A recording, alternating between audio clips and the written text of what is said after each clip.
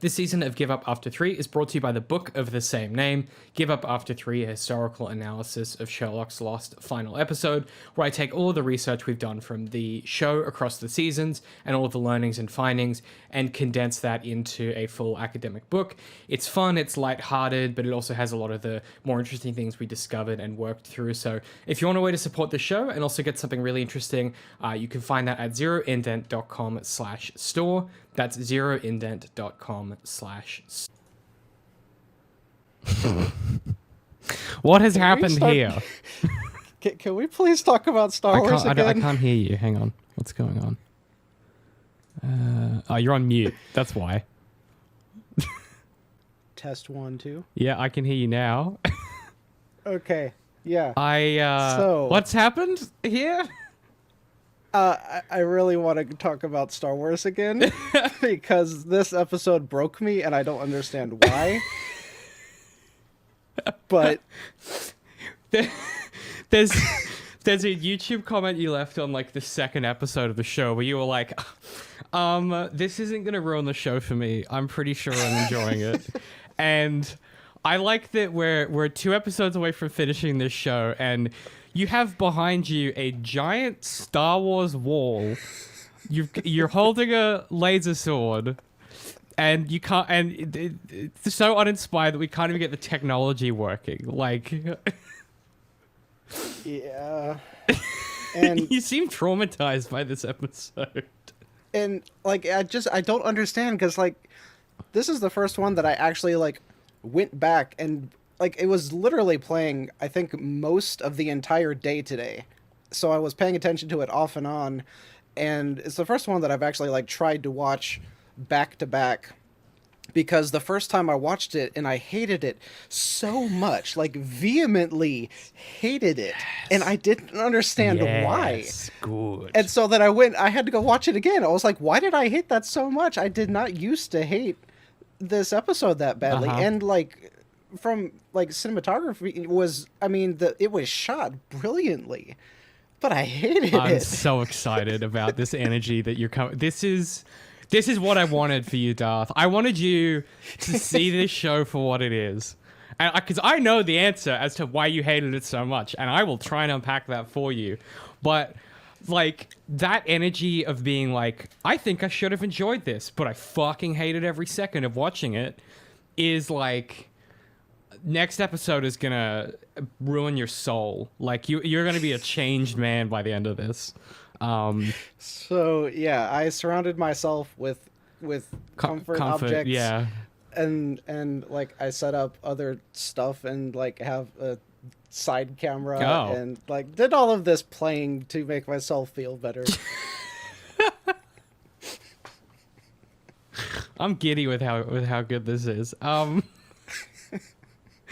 I've finally done it, ladies and gentlemen. I broke him.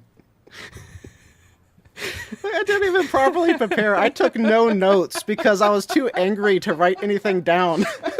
I was like, I don't want a record of everything I did not like.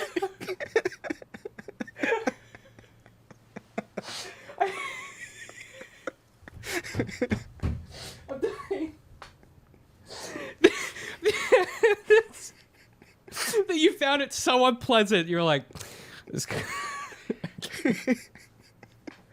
going to be a quick episode, I think. Oh, that's so funny. Look, we're talking about season 4, episode 2, The Lying Detective. Oh boy, it was directed by Nick. Oh wait, I didn't do the introduction. Fuck, I got so distracted by just the sheer bliss. I lost my professionalism. Welcome back to Give Up After 3, a critical analysis of BBC Sherlock, examining each episode to understand how things went so wrong that fans invented a secret final episode to justify why it had been bad all along. You can find show notes and sources at zeroindent.com/giveupafter3, and if you want episodes early, you can head over to patreon.com/zeroindent to support us. I'm DC McNeil, author and editor-in-chief at Zero Indent, and I'm joined, as always, by YouTuber Darth, the man who you hear having a mental breakdown in real time. We are talking about, season 4, episode 2. This is the penultimate episode, Darth. There's only one left after this that you were going to have to sit through and watch. This episode was written by... This episode could not have been written by anyone except Stephen Moffat. And that is indeed who wrote this one. It originally aired the 8th of January 2017. It had approximately 11.64 million UK viewers. And content disclaimer for this one, and I cannot stress this enough, this episode contains topics of self-harm, suicide, drug abuse, addiction, and depression. So if those are things you'd rather not hear about, maybe consider giving this one a miss. This one was when I do these adapted from segments, what are you drinking from? I feel like every time we do a recording, you've got some new weird receptacle for your fluids. What is in front of you? What is this now? I don't know why I decided to do that. Probably because we're normally, for me, like talking through dinner time. But this is a new like meal replacement drink that I'm doing, and so for some reason I decided to drink this like protein-laden heavy peanut butter thing, and that's the best thing to cleanse my palate with while we're recording. That's gonna really not gum up the thing you need to talk with at all. Yeah. So that was my brilliant decision. No, it's good. First I like one it. was watching this episode, so you're welcome. This one was very, very loosely based on the short story "The Adventure of the Dying Detective." Probably the loosest. I mean, some of the way that Moffat has used some of the source material previously has been like, it's a reference to a name or whatever. The fact that Wikipedia insists this is adapted from The Adventure of the Dying Detective is like, I reckon Steve wrote that himself. Like, no one else is buying that bullshit. Okay, so I'm going to try and get through a summary. It's very brief because not a lot happens. Before I do that, I did want to say this is the first time I've worn this coat. I bought this jacket. For a job interview 2 weeks before the first lockdowns, and then ended up doing the interview via Zoom and never wore the jacket. This is the first time I've worn it, and I'm realizing in retrospect that like it's probably the nicest jacket I own. And I'm realizing in retrospect it's a real shame that this is its first outing, because Steve hasn't earned it. So, okay, here's the summary. I've done my... I feel like sarcastically asking if you're wearing the pants or not. I'm not, but not really wanting to know the answer. I'm not, because it's like 32 degrees in Brisbane at the moment. So no, I have on shorts. I'm doing a short... It's business on top and it's party on the bottom. Yeah, I only have half of the Jedi outfit on myself. Yeah. That's what you don't see is Obi-Wan just kicking it free. Okay, so I like that we're doing everything in our power not to talk about this episode as well. I've just noticed how's the weather? Yeah. How's the weather over there? It's hot, dark. You know what? It was pretty fine, and then like this week it just was like bang, summer. It was like a switch. It's just like poof, on. Okay, we just gotta knuckle down and do it, I guess. I really don't want to. I should say, before I do the summary, you hit on something that I think is really important. This is probably one of the best visually stylized episodes of the series.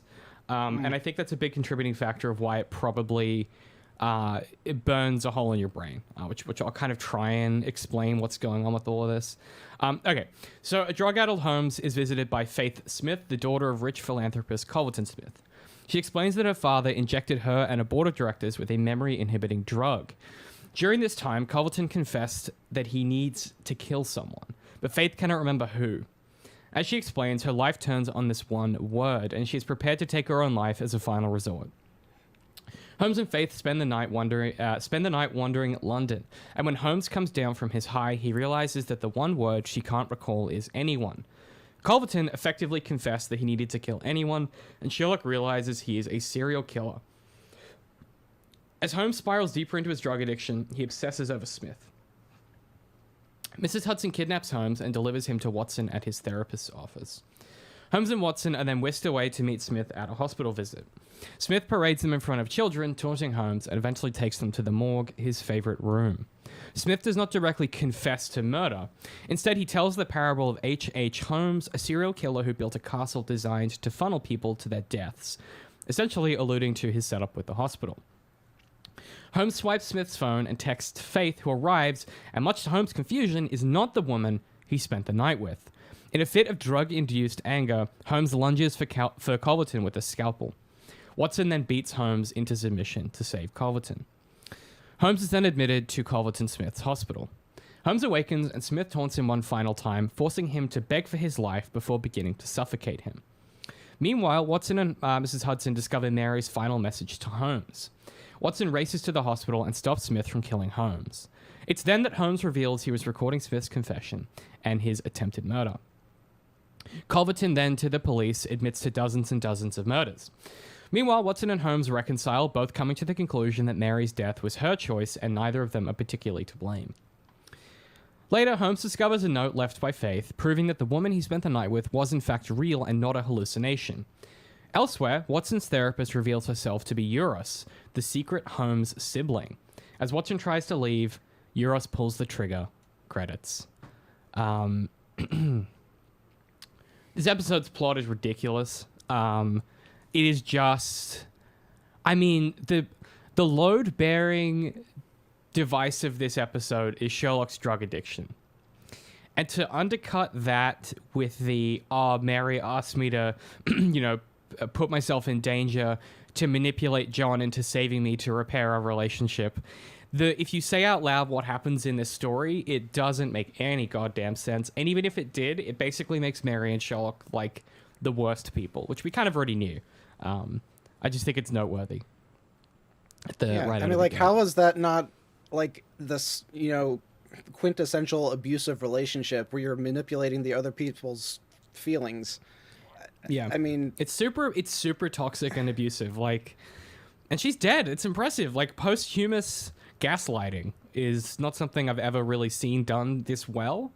But yeah, like, I guess we'll get to it when we get to it, but I just think that's really noteworthy that, like, that's the central mechanism of this episode is Sherlock puts himself in danger to manipulate John into talking to him again and forgiving him or whatever.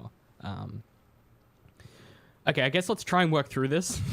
See how we go. So Sherlock remains distant to John Watson, who is grieving after the death of his wife, Mary. John's seeing a new therapist, and he is keeping it to himself that he is hallucinating conversations with Mary, even though she's dead. So I think right out of the gate, I can probably call attention to one thing that I know for a fact is an issue. How do you feel about this hallucinating Mary thing? I don't have a problem with the idea. I just don't know that it makes sense for this character or this show. Because if that was in fact the direction that his character went, that means that he is psychologically like you can't fix that, with a snap of the fingers like they did in this episode. It is like this is going to take years of work for him to finally realize this person I am seeing is not real. For someone to break that much so that they are seeing something and interacting with it and refusing to acknowledge that it's not real, like that's permanently breaking the character, Maybe not permanently, but more than we see here. So like I'm fine with this idea for like a Beautiful Mind type of show, where the entire thing is about that. Yeah. So like it's not the idea that I'm against, but the implementation. I mean, it's not terrible. Like it didn't ruin it wasn't like the worst thing to me. Mm-hmm. But I just don't know that it should have been in here at all. Yeah, I loved her. Like I love everything. As always, Mary is awesome. As always, the actors and the performances are never the problem. She's as good as ever. Yeah. See, that's interesting because I hate the idea, but I like the execution. It's interesting, isn't it? Because for me, I'll try to explain. That's quintessential this project, by the way. Me being like, "What do you think of this?" and you just have like the exact opposite opinion, but we both think it's bad. Sorry, Sherlock. So one of the things about death as a concept is the reason that death is sad and hard to deal with is you have to cope with absence, right? Like death is the absence of somebody in your life. And in a story, you've got two options with death. Death can be colored and characterized by the absence of that character in the story. So when you think a character has died or a character dies, their absence is what we then use to show how characters are dealing with that. So if you think about it in like a prominent sitcom or like maybe like a drama, if a key character dies, the way that impacts the people around them is the thing that, like, that's how we get shown what they're feeling and thinking, and that shows their relationship to that person in retrospect. One of the things that I think is difficult for me with this is having Mary in this episode as prominently as she is means that as an audience, we never get to miss her, really. Like, we don't get to be like, oh, if only Mary were here, what would she say? Instead, we kind of get told that John misses her because we're constantly seeing her. So we don't really get to necessarily like yes, we get the, you know, he's psychologically traumatized by her, you know, death. But because she's in the episode so much, we don't get to feel like what his life looks like without her because he's still talking to her. And that to me is just like a real, the thing I keep coming back to, which is like, it's the aesthetic clashing with the story they're trying to tell. Either she's dead and it's about her absence, or it's about, as you said, John psychologically coping with what's occurred. And they try and have it both ways, where they want to be like, oh no, it is about her absence, but it's also about the psychology, but then we're going to solve both at the end of the episode. And I feel like in not doing one or the other and having both, it just, like, thematically, conceptually, just doesn't really go anywhere. But I like the way that they do it, where it's sort of, she's filling in blanks in the conversation where she normally would have, but then you get the idea that the other person talking to John, like, he's being distant and kind of quiet. I think that part of it I quite like from an execution perspective. But yeah, I just think, like, the idea here is really muddied and unfocused.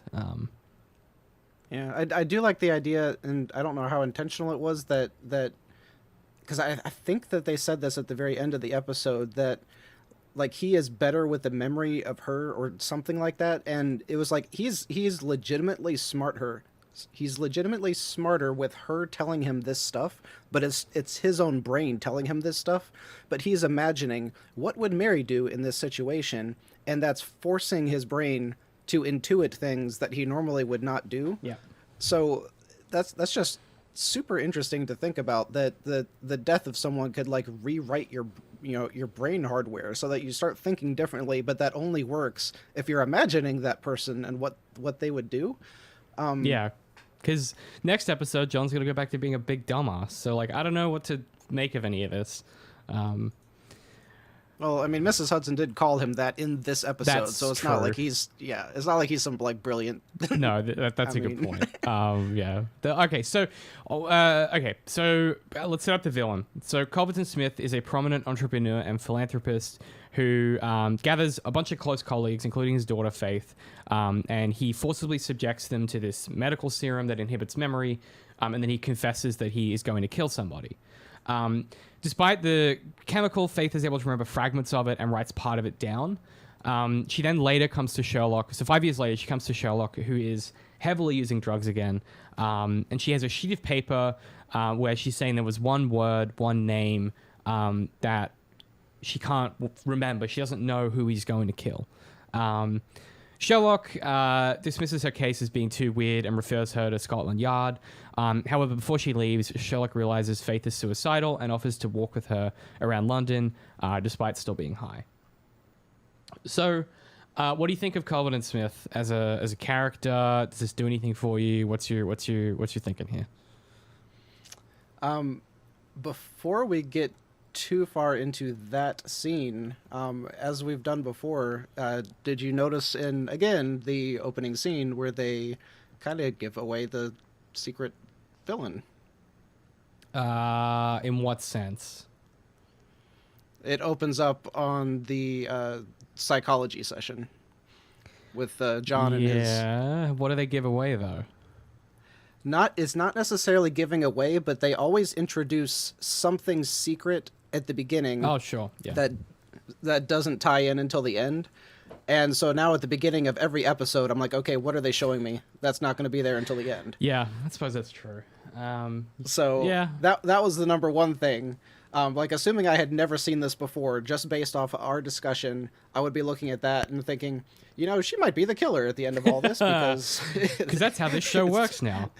Yes, good point. I guess so. Yeah, yeah.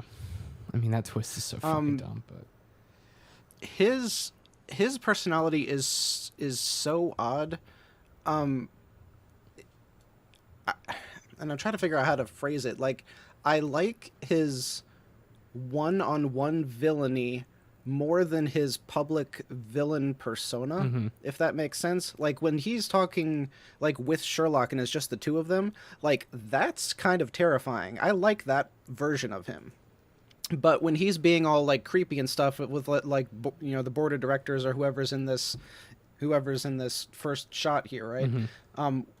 When he's doing all this kind of stuff, and then when he's later talking in the morgue and John is there, like, all of those other scenes, I just don't like his character. He's, like, overly flamboyant, or he's too much. I don't know. He's trying too hard to be, like, big and charming, I guess. Like, it feels like it's overperformed in a way that you would take one look at that person and be like, there's no way they exist in reality. Like, it's too bombastic or something. Yeah. But I mean, on the other hand, like, I love the casting for this guy, because he looks, oh, this sounds so terrible. He looks ugly in the villainous way that you expect villains to be ugly. Yeah. And it just it fits in a way that we have not seen really in this show, except for maybe the cab driver in episode 1. Like, the villains have been, really posh, like, they haven't really had that exterior that you normally see associated with villainy. So that was really an interesting choice that they, obviously intentionally went with for this character. Yeah, for sure. I mean, Toby Jones looks like a little gremlin. Like, that's why he plays villains. Like, he looks like a little gremlin guy. He is always a bad guy for the most part. So, okay, you make a valid point. I have a similar note here, which is that I think he overperforms too much when he's in front of groups of people. I do quite like the visual imagery of this boardroom with all these IV bags. Again, I've written here, like, Sherlock is full of really interesting ideas and visuals. This is some really unique things that they do in this episode with the set dressing and things like that. Which I cannot get it out of my head that I loved the visuals the first time, and then going back and looking at it, I'm like, why did they put the glowing light on do hospitals do this? Is this a thing, or is this just, like, so literally the camera could see the glowing bag? I think that's probably so you can see the bag. Hospitals really do that. I guess. I mean, like, it shouldn't bother me that much, but just like looking at this scene, it's like, it's beautiful how all the bags are glowing, and then the filmmaker part of my brain was like, how are the bags lit? And then I started looking, I was like, each one literally has a light attached to the thing, and I was like, that hospital has a big budget for lighting. Like, you know what? He's a wealthy guy. I get it. Yeah, look, as ever, I think this episode is so easy to CinemaSins because it's so, like, there's just never there's only very few moments in this where you're ever fully in it. And so that stuff sticks out way more. I have a few notes similar to that later on of, like, this thing just didn't make sense, which is not a criticism we would have had in, like, season 1.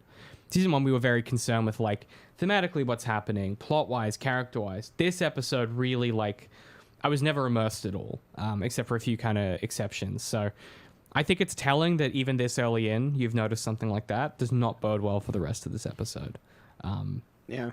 Which, like, ironically, I would probably normally be pretty caught up in the actual story going on, because the premise is pretty intriguing. The premise is pretty intriguing. I should not be drinking this thing. Oh dear. Oh, it's going to be an episode, isn't it? This is going to be an episode. Strap it. If you're listening to this and you can pour yourself a drink, because you're going to need it. And not of peanut protein juice. Get yourself. Well, see, that's what I told you it was, but to get through this episode, I needed something a little bit stronger. It is that, but it's got a bunch of tequila in it. All right. But no, like, the premise of this was really interesting, because, like, the idea that because like Sherlock says later, serial killers want to talk, they want to tell people, and they're getting that idea across very early in the episode, so it actually ties together everything really well. And the idea that they have this drug that exists in the real world in some form or fashion that makes people forget what happens while they're on the drug, like all of this tracks logically, you know. Yeah. So the intro is pretty interesting, and if he had played it, if you know his villainy had been played down just a little bit, I think it would have been a really interesting intro, especially with how they cut everything together, because it has just brief flashes that show his public stuff when he's, you know, doing philanthropy and whatever, and that's intercut with the other things that we have going on leading up to this scene. So like everything was really well shot and well edited leading up to this, and I don't know if it was just exactly his acting that messed everything up for me, or I can't really nail down what it was, but it just is frustrating me, and I don't know why. I mean, if I had to guess, it's like the dialogue is paced weirdly, where he gets a lot of airtime between saying things when normally people would be like, hey, that was like, what do you mean by that? Like, people don't really react to him like he's a person in this scene, and I think that's a big part of it for me, at least.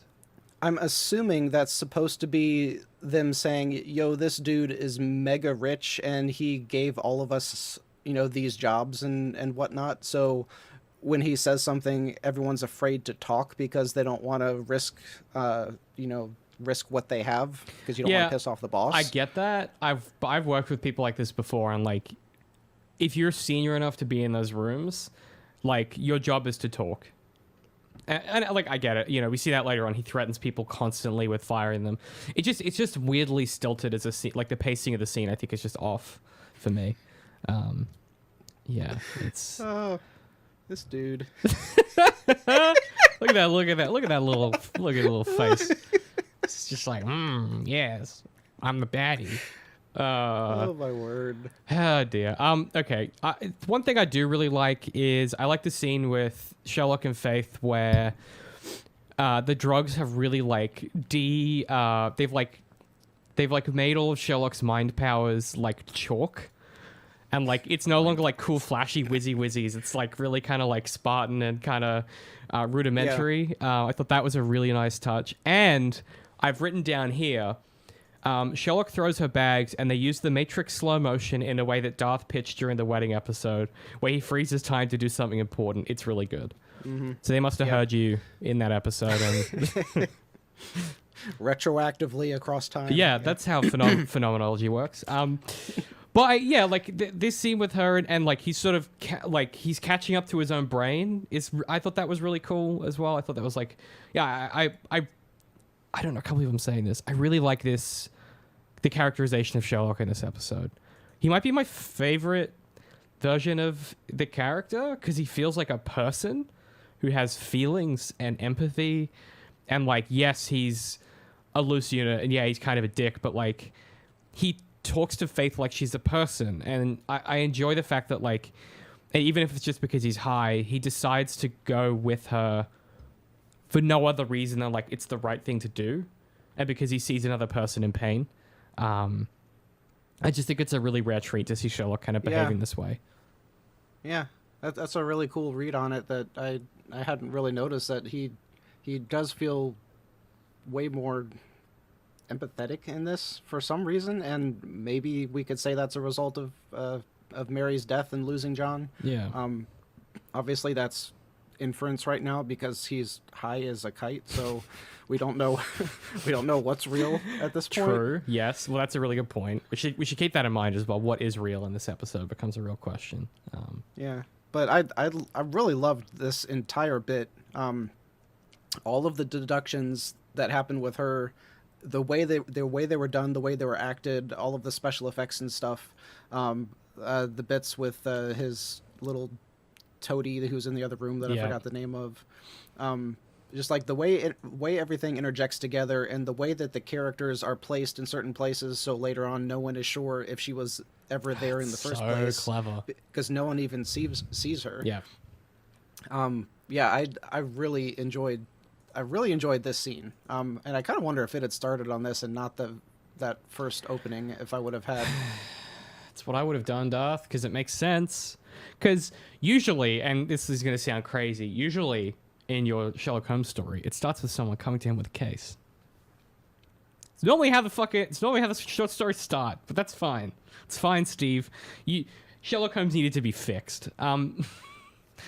Yeah, I wonder too if this would have set a really different tone for the episode as well. So, as they're, I mean, I guess it's still part of the same scene. As they're going out, they're getting the chips. They're walking around. Mycroft starts tracking him, and like Sherlock spells out "F off" while he's walking around the streets.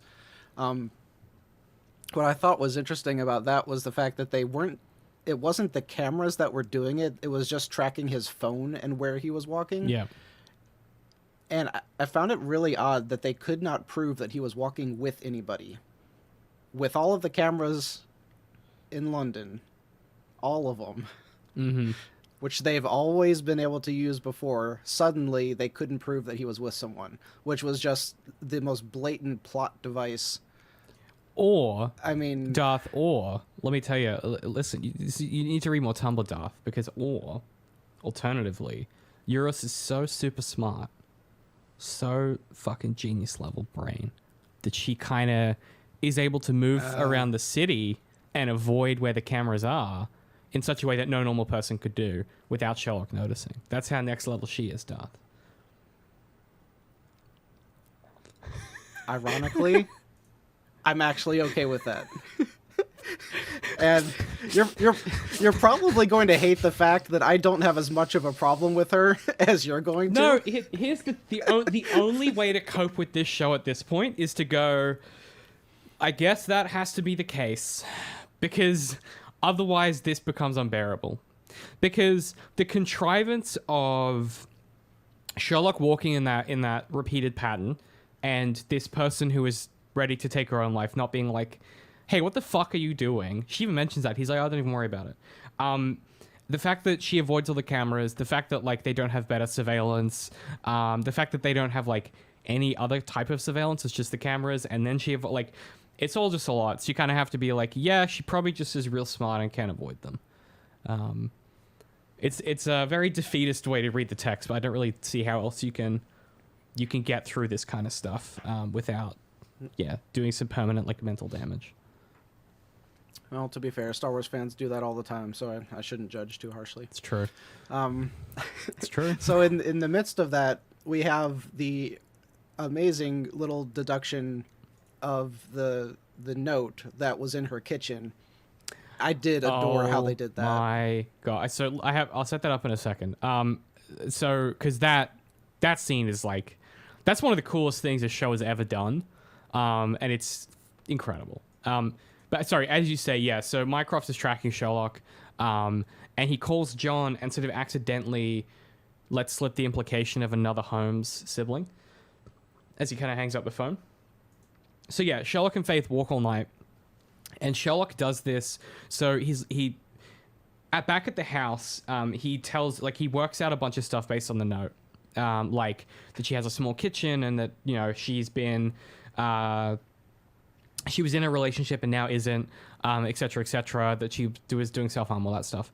And Sherlock kind of walks her through the deduction of how he worked it out. But the way he does this is in the middle of the street. He puts the paper on a cork board that isn't really there, and then proceeds to sort of, draw a window into the air, manipulate the window, and sort of all the physics are happening in real time, rendered through the special effects as he explains to her what's happening. And it all happens on set in the street. And it's like part practical, part special effects. And it is the best use of this kind of SFX stuff they've done like ever, I think. It is by far a highlight of the show. Dart's got a frame up there of sort of, they composite in the open window, and you see the street beyond with the sunlight, and then he sort of is able to deduce, oh well, obviously it's a small room, and it drags the window. It's just really special stuff. It's really, really phenomenal. Yeah, Yeah. I can't stress enough how much you should just YouTube this scene if you haven't seen it. It is really this idea that Steve has for these kind of effects really paying off in a big way. Yeah, and I want to say that I had said this before, that like this kind of stuff, that this is maybe what the Mind Palace could have been instead of what they used it for, where he has a room that's just like the playroom where he like draws stuff and then it becomes real and he could move it around and imagine, if this were, then how would this, you know? Yeah. And that's like what this would play out to be. And then the whole time he's just sitting there meditating, which we have seen in some other stuff. But then you jump to this and he's doing it in real life. So it's like pick a lane. Like, Yeah. how do you want him to do this? What is the methodology that he uses? And just stick to it. And You know? if they picked this and this was the method, this show would fucking rule. Like, imagine those other imagine, like, remember that Hounds of Baskerville thing where that was like the worst version of that SFX? Imagine if he was like laying that stuff out around the room and physically manipulating it like it was holograms or whatever. That would actually be interesting and cool to watch. But yeah, you're right. It's either in his head and it's all imaginary, or it's projected out into the world and you gotta kind of choose one. Yeah. But man, that's fucking sick. You also get, they sit on a bench and then the drugs basically, like, he comes down really hard and crashes. And then when he comes back to, Faith is gone. As he's kind of heading back to Baker Street, he realizes the one word on the paper of who she was going to kill is anyone. And he comes to the conclusion that Culverton Smith is a serial killer. And the way he does this, which I think is really excellent, is as he's stumbling back, he sees the boardroom, like the table in the street with all the people. And the way they did that is they just dragged that table from the original set into the street and shot it. And you can tell so much of this episode is practical because it pays off in ways like that. Like, it's excellent. Yeah. And like one of the really cool things, one of the really, really cool shots in there was this one. I adored this shot because I don't know if they legitimately put him on a plane of glass. I think they must have and done. shot up. Yeah. Or if this was just pure like CG or whatever. But it's supposed to be showing how like he's completely out of his mind right now, and then the camera pans down, and instead of going and you see the ground, now he's like floating up in this. Oh, I love this shot. Yeah. And then like you said, going over to the next one, where they're kind of sitting out in the middle of the street, and it's also, they do a whole lot in this episode with depth of field, and really. I'm not sure if that's exactly because he was supposed to be so drugged up that they do that, or if it's the stylistic choice that they chose for this episode.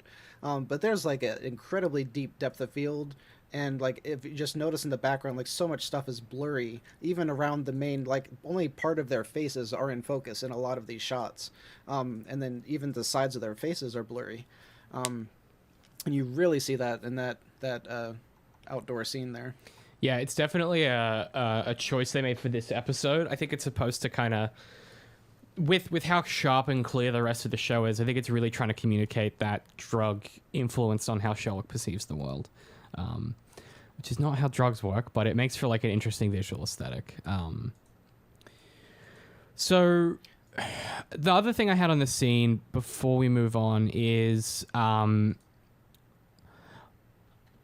like you can tell that Sherlock is starting to question whether or not Faith was really there, as he kind of has this realization. And I just think there's something really interesting happening at a fundamental level with how they're playing off the subtext in this episode, where it's sort of quite subtextual what Sherlock's thinking a lot of the time, because he is off his fucking nut, and I quite like that in this little sequence. Like he's sort of you can tell he's not really sure what he's thinking either, because his brain is too quick and he's too drug-addled. And that aspect of it, I think I quite like, is, you know, he is a victim of his own mind in this episode in a way that I think is pretty compelling characterization. Yeah. There's almost like, you could almost pick like any point in here and you'll find him like looking confused, or people looking at him looking confused. Yeah. Which is just really telling as far as the show goes. Normally he's spot on and he's not confused about anything, which is such a contradiction for him to spend this entire episode confused about everything. Like so much blur. Yeah. Wait, you're not seeing it? No. So much, like, yeah. It's just so odd. I can't get over it. Yeah. They changed the lenses they were shooting on for this episode. Like, it's a completely different style of lens. I don't even think they're anamorphic. There's some like bizarre like vintage lens that they've dragged out from memory. I'm sure somebody has that written down somewhere. I'm trying to find the exact transition from when they go back to the apartment, because they make the backdrop of the wall actually like a curtain that drops down, and I just adore that transition. It's one of the best in the show. They've done that before, and it wasn't as good. It's the way it kind of, the way it plays out. I know if I play the video clip, we're gonna have this blocked, so I'm trying not to do yes. that. BBC are very block happy. Yeah. Yeah, I mean, so Sherlock essentially becomes obsessed with Smith, and just flies into this like drug spiral where his apartment's crazy and he's yelling and shooting and whatever. And Mrs. Hudson whisks him away, well, I guess kidnaps him in her Aston Martin to see John while he is at his therapist's. What ends up playing out is that this is really hard to try and explain. So, as this happens, an ambulance arrives, as does Molly Hooper, because Sherlock had planned this 2 weeks ago, and sort of reveals this to John of like, this is how well I know you and this is how smart I am.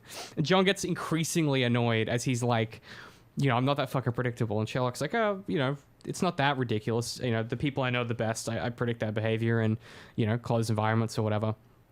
And so what we end up with is, and then we find out that 3 weeks ago, Sherlock had arranged for them to go meet Smith at this hospital visit, which annoys John even further because he's like, well, you couldn't have known that I'd take the case with you.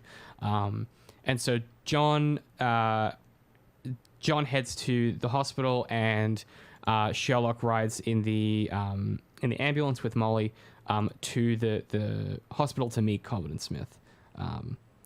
It's this is an interesting scene. It's pretty fun. There's some weirdness that is unnecessary. I don't think Sherlock drinking from a vase was entirely necessary. It's just kind of a little bit of some goofery there, but yeah. I loved that bit because it was so anti-Sherlock, if that makes sense. Yeah. Like, it feels like it's only something he would do when he was that high. Uh-huh. So I don't know. What I was laughing at so much was when, right before Mrs. Hudson kidnaps him, he's trying to get her to make him a cup of tea, and she tricks him by pretending to drop the tea, at which point he puts the gun on the counter to catch the tea that's falling. She picks up the gun, and then that's where the kidnapping begins. Mm-hmm. And when she's sitting there pretending to be scared, she's doing the shaking, and he says, "Are you having an earthquake?"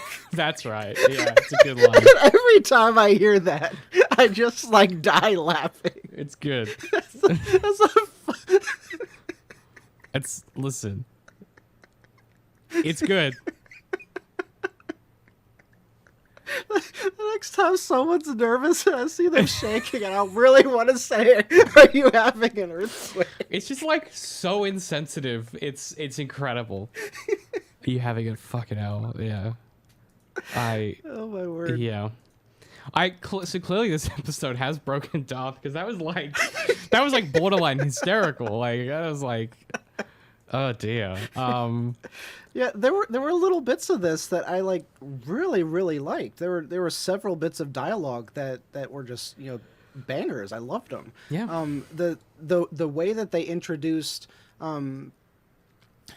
Hudson driving up, and the way that they introduce it, you think it's Sherlock because she's talking about John's relationship to Sherlock. And then he says no one knows where he is, and then you hear the cars screaming and you hear the sirens. The car comes up. They open the door, look around curious, and she says, "Oh, but won't you introduce me?" Inference that it's him, and then it turns out to be Mrs. Hudson getting out. Yeah. And then and then her whole thing tricking John into talking to Sherlock, him thinking Sherlock is not there, open the boot and he's in there. Like the way that whole thing played out, I loved it. I really enjoyed this whole scene, going in there, drinking the vase water, talking with the psychiatrist, and the way that she played with everything going on there very subtly. Everything was, I loved it. That's so interesting. It was great. I don't understand what's happened to you. What I've written here is this show needs to get its shit together. This is so messy and awkward and contrived. Yeah, I hated every second of this. I think the Mrs. Hudson stuff is a level of like goofery that borderlines on. Did they forget that this is a show that has to be taken seriously in other parts of it? Like, there's an episode that foundationally, like a load-bearing plot point of this episode is that Sherlock is killing himself with drugs. And in the middle of that, they're like, oh yeah, she drives an Aston Martin. Wouldn't that be funny because she's old? Like, I don't know. For me, this doesn't work at all. Which again, yeah, you're right. Like, thematically, this entire section is like a little comedy bit that doesn't fit. Yeah, it's anywhere. like a cartoon. I get what you're saying. I get why you enjoyed it, but for me, like in the context of the episode, I don't understand how this makes it into the final cut. Yeah, and it's probably like literally what I just said in that video about Thor. Like I love what they did with Thor, but that's not what they should have done. That is not the character. Those were bad decisions, and the fact that I liked it doesn't change the fact that it was a bad decision. Yes. So if I were re-editing this, I would probably have to really look at cutting this entire sequence, even though I absolutely love this entire sequence, because it starts off with like serious murder stuff and Sherlock being on a drug trip and there being nothing funny about it and saving the woman from suicide and all this serious stuff. And then you get to this comedy thing that breaks the entire mold, and then it gets immediately back into the, oh, this is the most dangerous person we've ever met. Yeah. We have to catch this criminal. And I think there's a way you can finesse it to keep the structure of it. Like, structurally, you can still have this sequence. There's a way that you maybe rewrite it so it's a bit less of a cartoon. I mean, the stuff with Molly is very... They play that well. Like, the seriousness of that is quite well finessed. Like, he does a joke about... I can't remember exactly what she says. She's like, you've got weeks at most. He says a little joke, but it's clear that he doesn't think it's funny. Like, he's just... their interaction, I think, lands well tonally between the cartoon and the serious stuff. I think if you pared back the cartoony elements to be a bit more aligned with that, you could still get away with a lot of this. But it's just too much at once, and it just for me it becomes absurd rather than entertaining or tonally appropriate, which is unfortunate because it is a fun sequence. But it's like we keep saying, you have to be disciplined with this stuff, right? You have to kind of look at it exactly what you just said. You have to look at it and be like, this is enjoyable, but is it the right thing for this scene in this episode under this context for this show? Yeah. Okay, well, should we talk about the hospital and the studio? Or the studio and the hospital, rather? Yes. There was another a couple brief moments with Mary when she and John were in the limo.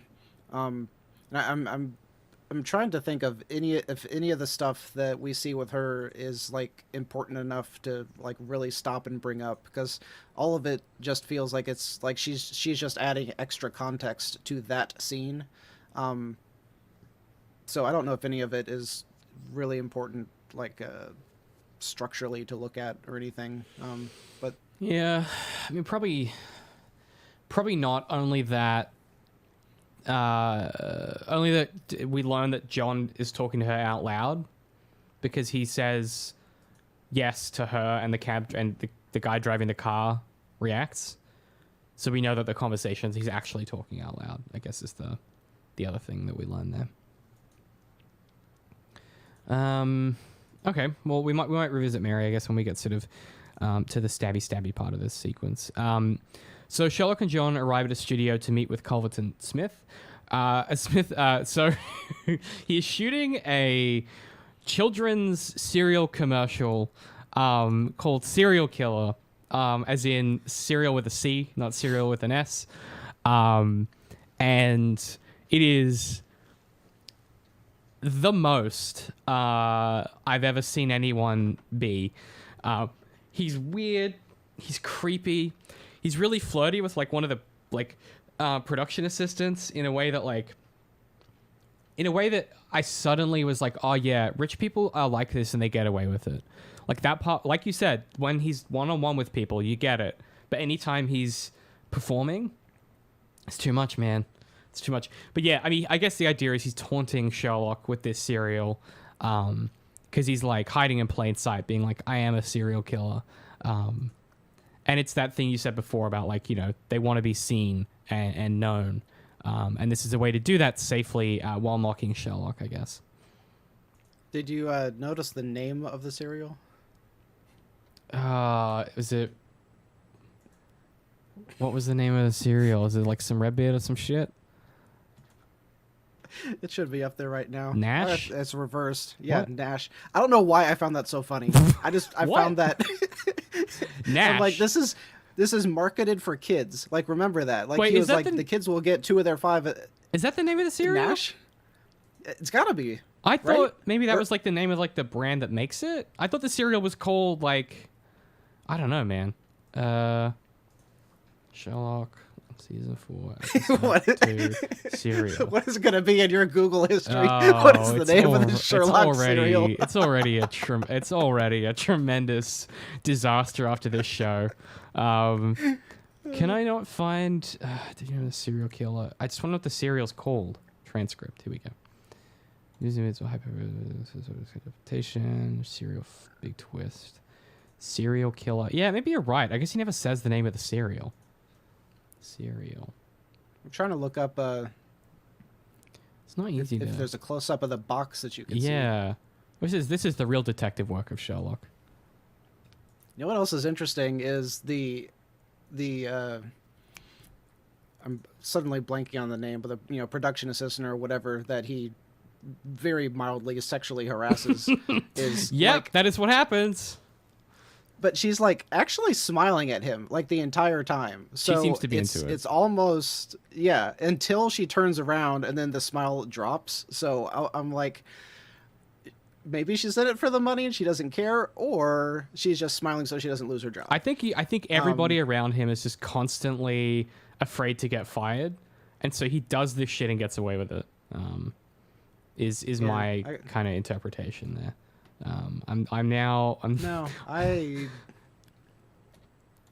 Okay. I am pretty sure that box actually says Nash right there. Yeah, you might be right. Yeah, I'm looking at my copy, which is in like 4K. I'm just scrubbing through it now. Let me see. But then what's the... I'm a serial killer, so that's him endorsing it. Let me go back a few frames. Yeah, this is confusing as hell. I guess it doesn't really matter what it's called, but you called attention to it, so now I kind of want to know. Like, now my brain's broken in that way where I'm like, what is the cereal called? No, you're right. The cereal is called Nash.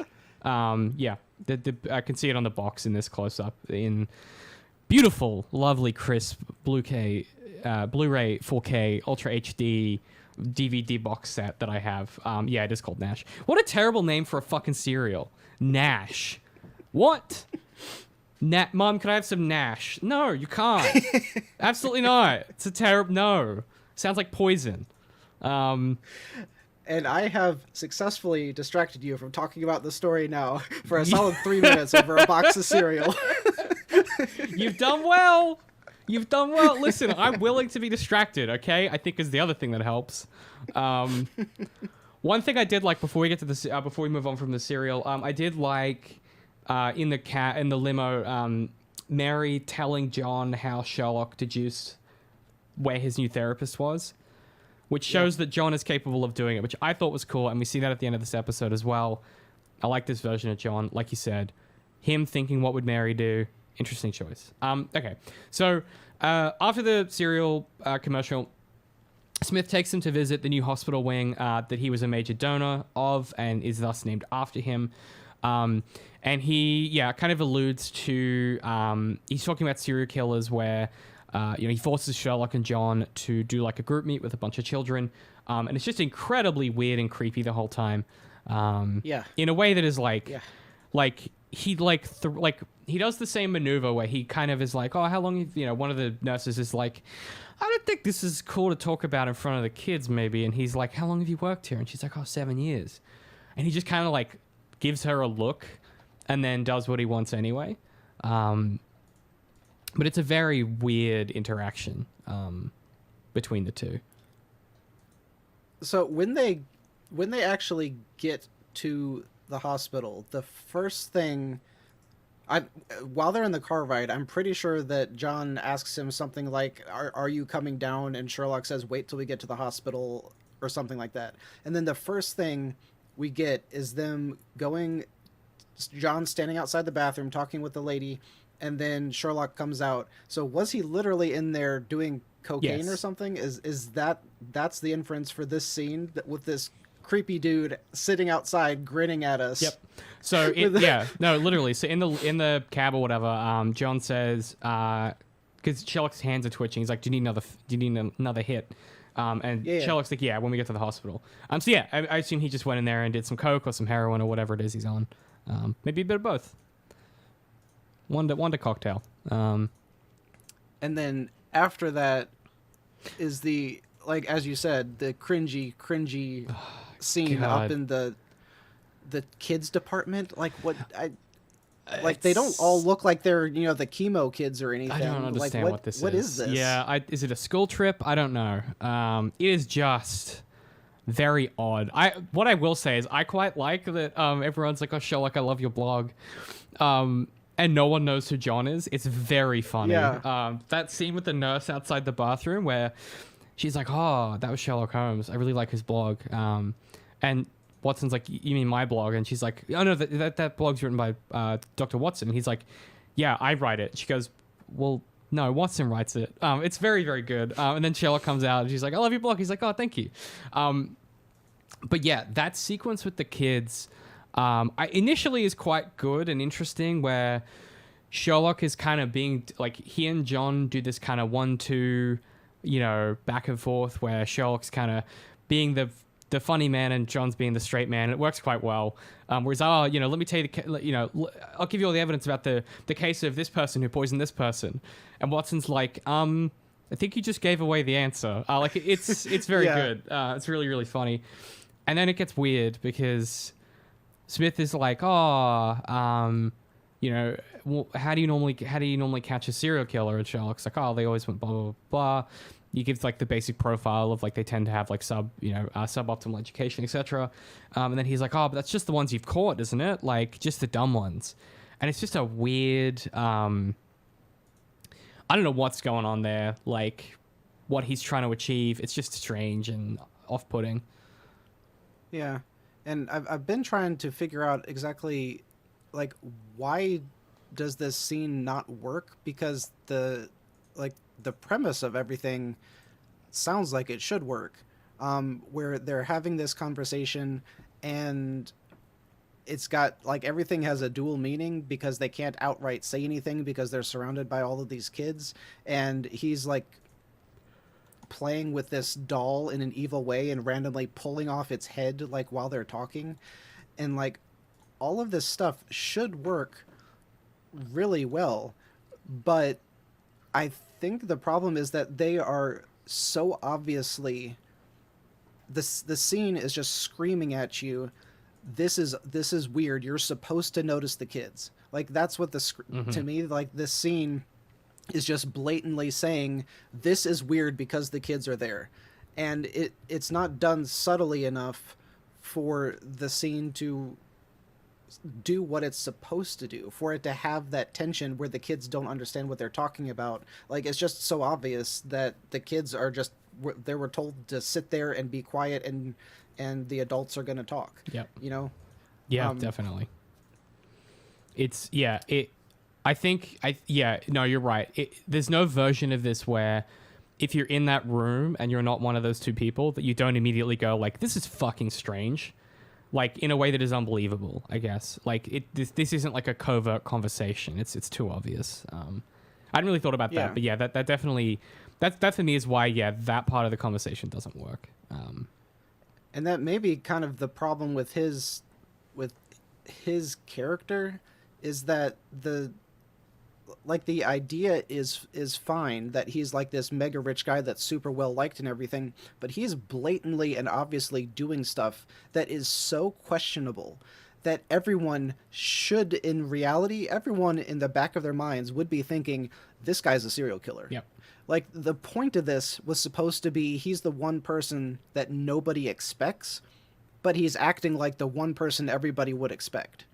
But I guess I guess the show's justification for that is he is untouchable, and so there's nothing anyone can do about it. And if you think about like the giant creeps that we have in reality that are like rich douchebags, they get away with some pretty heinous shit. That's pretty obviously fucked up and evil. Like, I don't know, like there's a part of me that like I agree. I think for this episode it doesn't work, but I think like ontologically, it's a sound argument that someone like this would get away with behaving this way if they were this rich and in control of all the people around them. I just think for what they're shooting for in this episode, yeah, he's way too, like the whole point of this is it's like he's a serial killer that no one can catch because no one knows he's a serial killer because he's got the means to cover it up. He's not even trying to cover it up here. Like, he's so obvious. It just sort of breaks the fiction of what they're trying to achieve for me, more so than it conceptually doesn't make sense. And then the entire scene also doesn't really make sense because like the kids are so flippin' bored, and they're supposed to be excited about Sherlock being there. Like, that's how it starts off, is like everyone loves Sherlock, oh, we're so excited to see him, and then it's like immediately it turns into like a don't meet your heroes parable or something. Like, yeah, he's a weird drug-addled freak now. That's not what I signed up for. It's just a weird choice to make. I don't know. I think this would have worked better if they weren't kids and it was just just the nurses or something. Because then it's like Sherlock in a room full of people that work for this guy who are powerless to do anything against him. The kids conflate things.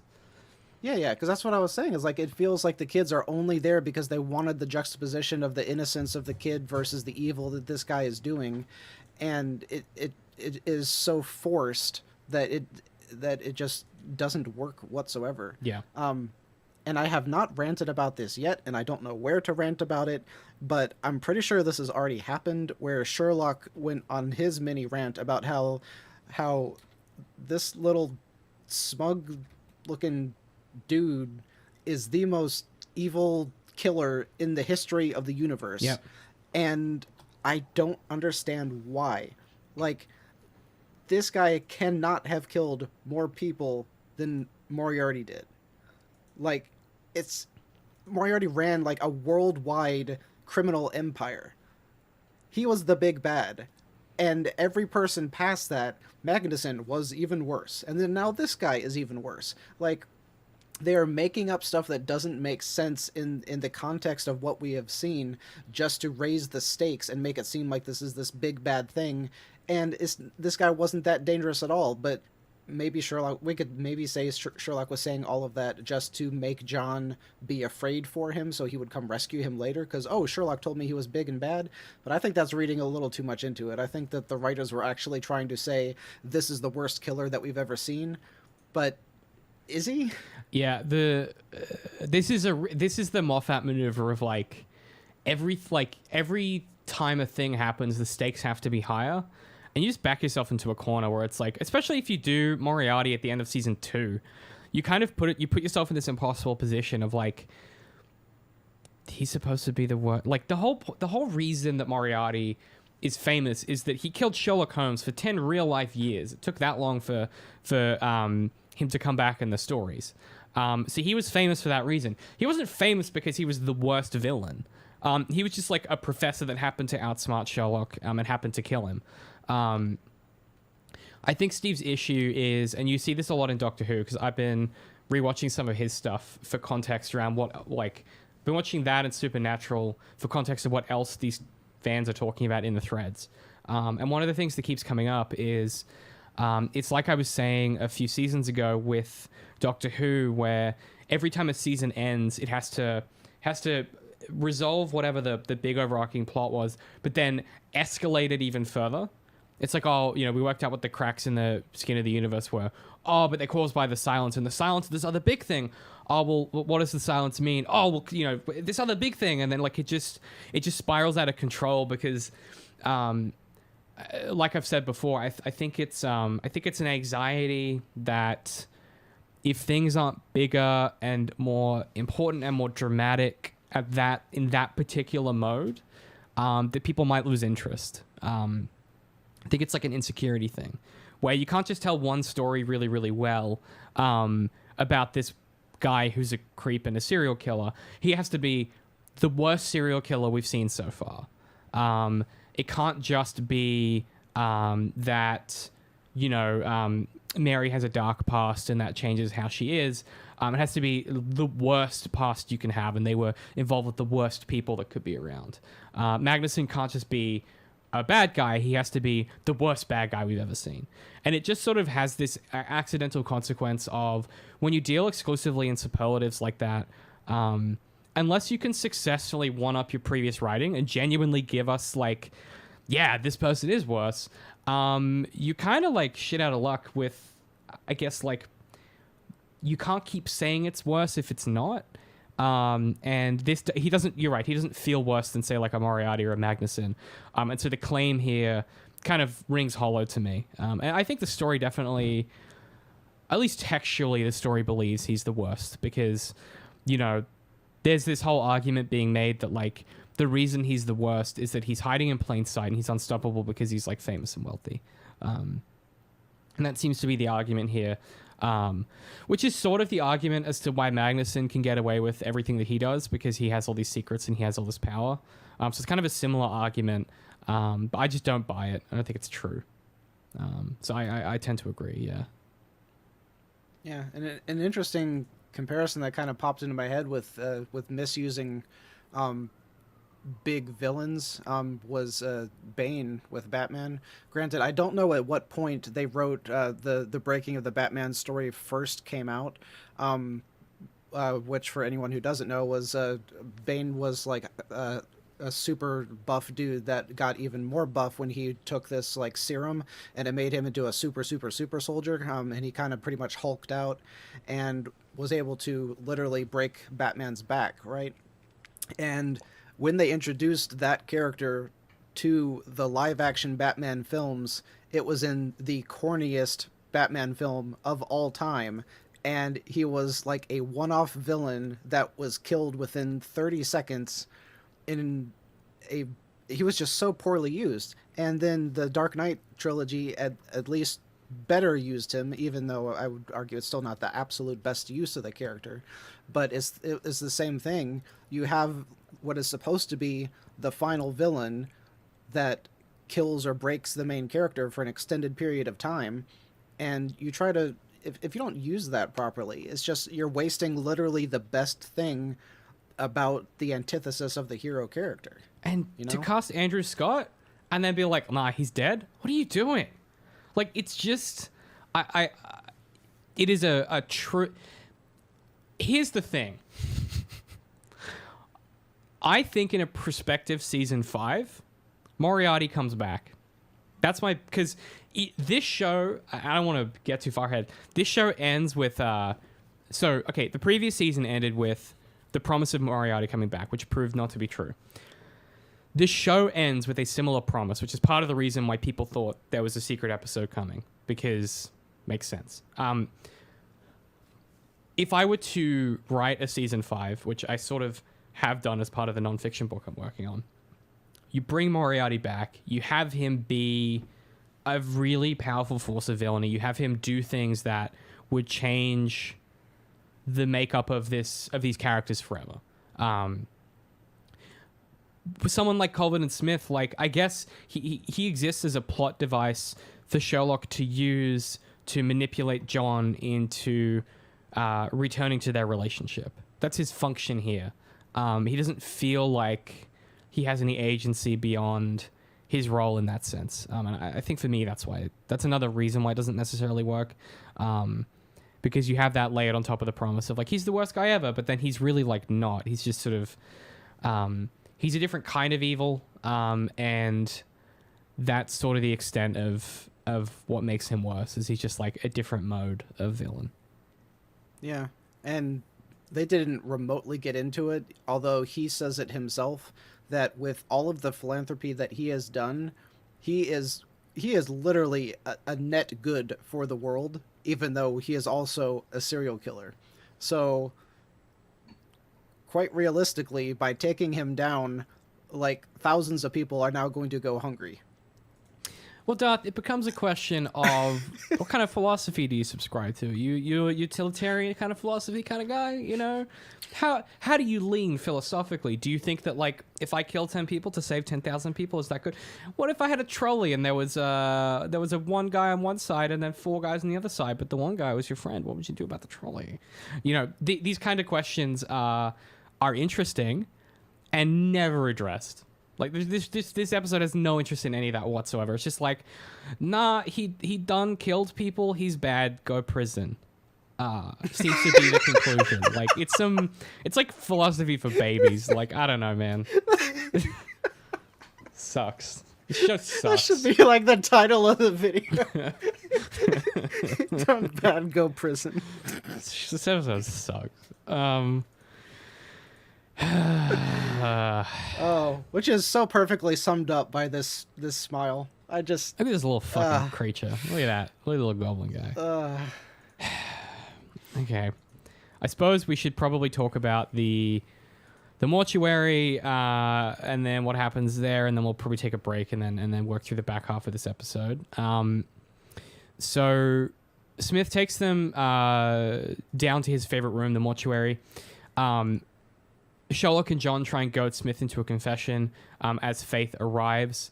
But upon seeing her, Sherlock realizes that the woman who he spent the night with was not actually Faith. And this is like a cool little like mind palace flashy thing where you see him like work out that she's not the same person. You know, he's like, he checks the hair color and the height and the dress size and like all this stuff and sort of concludes that she's not the same person.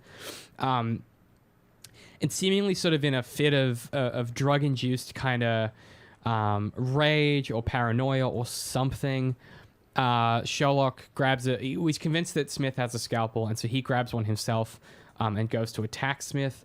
But John stops him and beats the crap out of him, blaming him for Mary's death. And as a result, Sherlock is admitted into Smith's hospital. The scene is... I quite like John confronting Smith, and the way that Smith talks around confessing. He uses that H.H. Holmes parable. John asks him point blank, "You confessing to murder?" And he manages to like talk his way around it. I thought that stuff was quite good.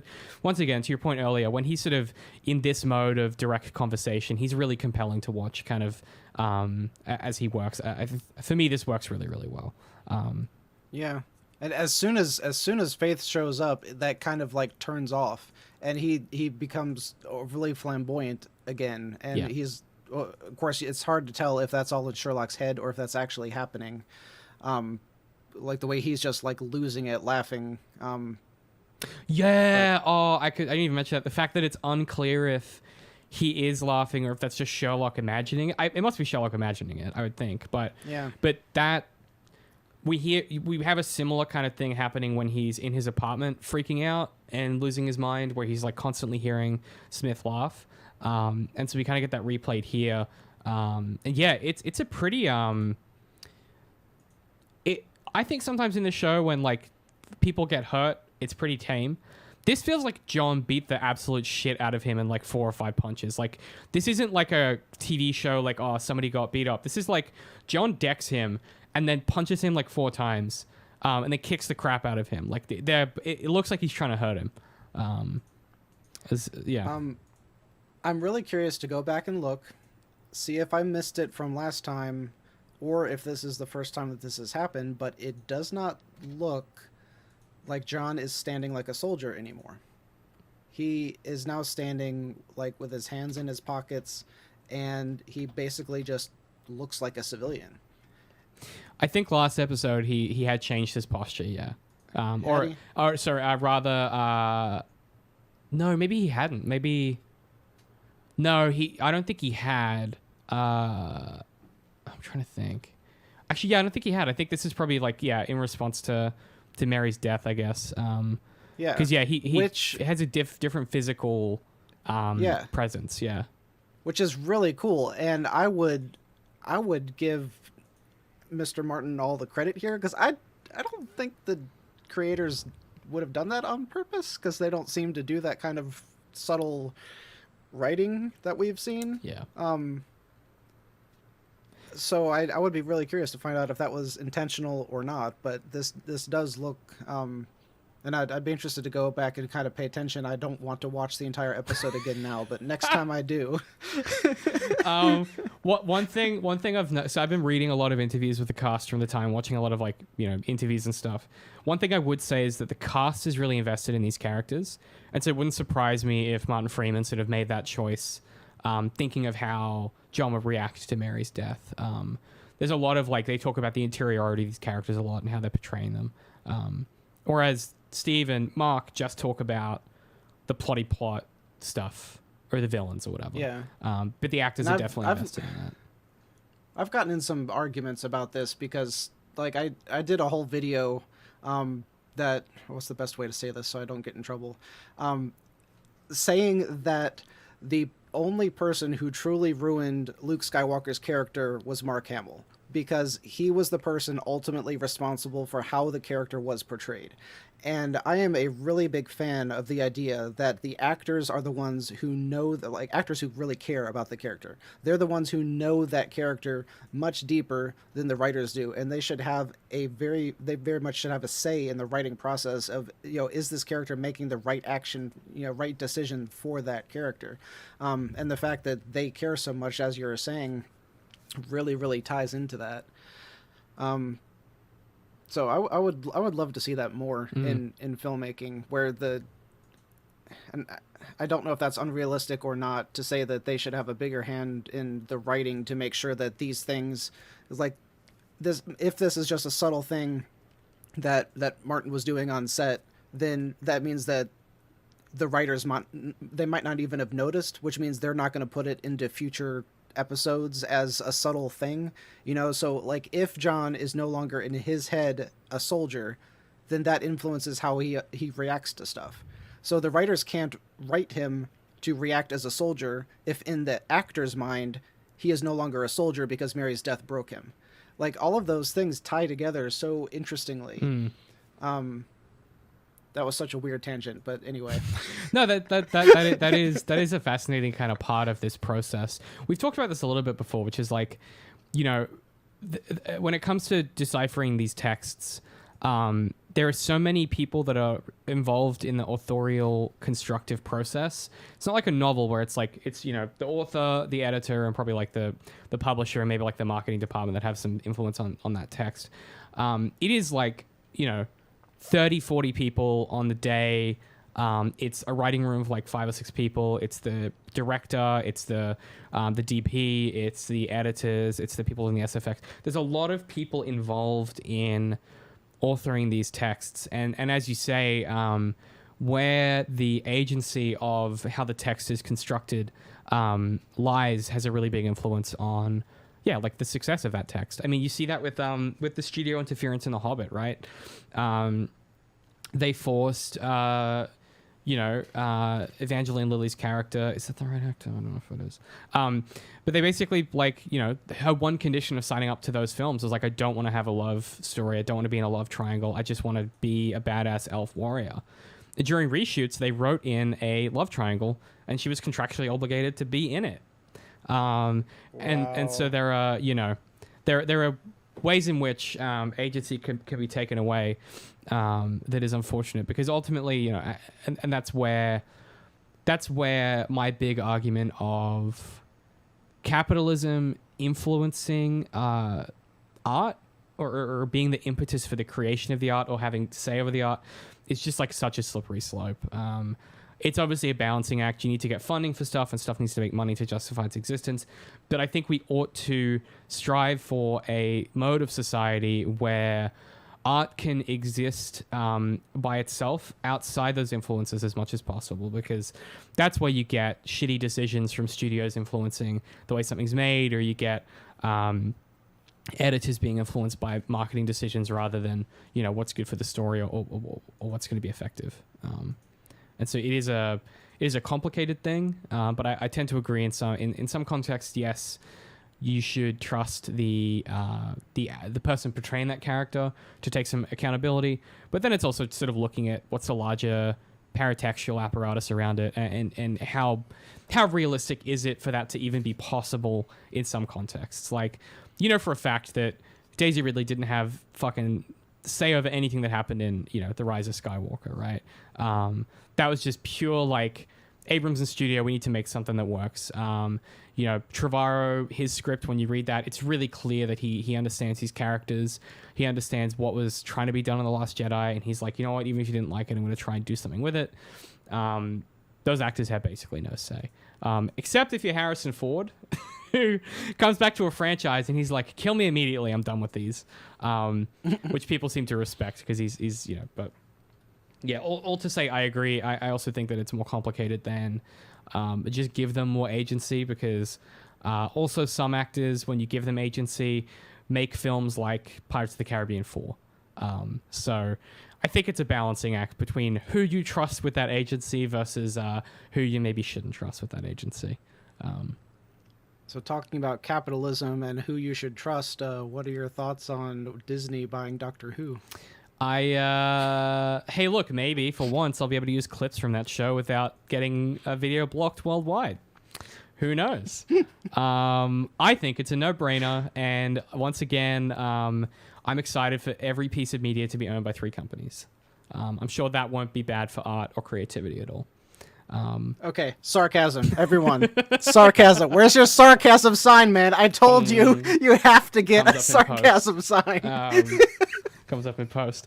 It's a disappointing revelation, but also, you know, as long as they have Russell T Davies at the helm, I'm not too worried.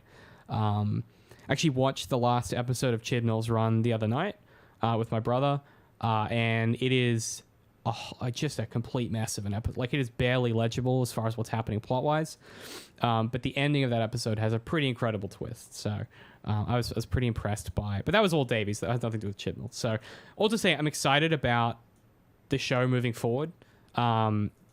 Just seeing the preview for, like, that. It's a 3-parter. For the 60th anniversary is a 3-parter. And they've brought back a character that I'm very, very excited about. So I'm keen to watch the show. As far as the acquisition, I think that's unfortunate. I think that until we begin to... I mean, it's getting to the point, like, these companies are larger than governments now. And it's like, you can't even legislate around this stuff. Like, it's just, you know... I'm losing a little bit of hope in there being the possibility for independent art to kind of penetrate the market in the same way it used to. I think the only place where it's going to continue to be possible is in the kind of new media formats, as long as they resist the urge to repeat the same monetary maneuvers that your broadcast television platforms have done. And indeed, you see that with Netflix now, where they're introducing a free tier that has advertising.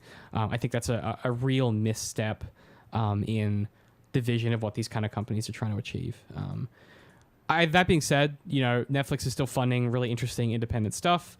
There are places that have money and are trying to do it. A24 is pumping out a ton of really interesting content. It does concern me, but I guess we'll see what happens with this series. It's probably promising that they've installed Davies as the showrunner for Doctor Who, because he is a guy that will just do weird shit and take risks. So I'm probably less worried than I would be if it was someone else in charge of the new series, but I guess we'll see. Yeah, after Star Wars, I am now terrified for Doctor Who, so... You should watch that episode, man. I think you'd like it. Have you seen the regeneration? at the end? I honestly, I am 2 seasons behind. I've only seen the first, maybe two. I saw the first season with is it Jodie Whittaker? Yeah. Yeah, I've only seen her first season, and that kind of it didn't super break me, but It's bad. yeah. And I think the very last episode I saw was the fallen child, sleepy child, whatever child. Timeless child. Yeah, sleepy child. Sleepy child. Okay, Yeah. well, I mean, yeah, okay. Oh, damn, can I spoil this for you? Let's take a break, and while we're taking a break, think about if because you're never gonna watch it. You're never gonna watch it.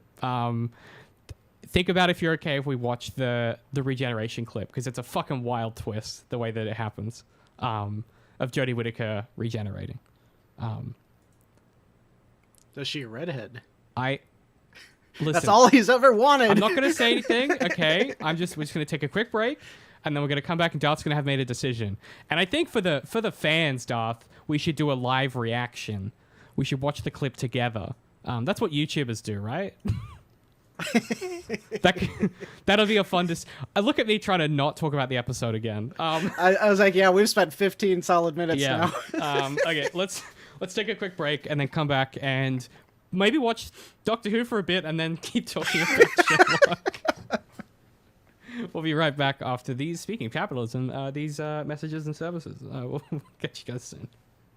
This season of Give Up After 3 is brought to you by the book of the same name, Give Up After 3, a historical analysis of Sherlock's lost final episode, where I take all the research we've done from the show across the seasons and all the learnings and findings and condense that into a full academic book.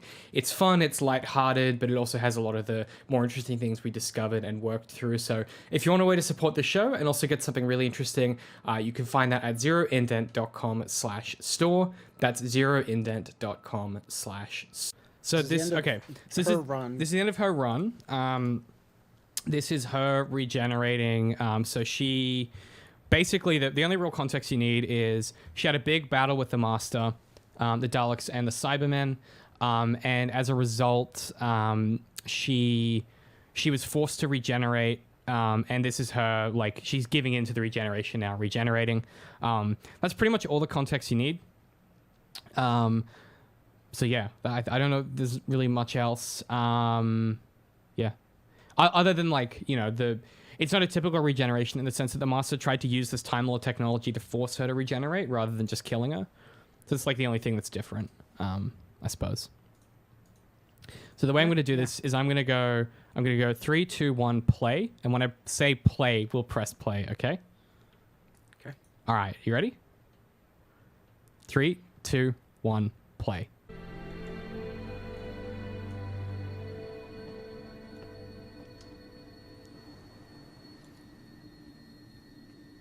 I should mention this show looks amazing. Like, it's visually quite stunning. Her TARDIS inside looks like a huge tarantula reaching up. Yeah, it's cool. Awesome.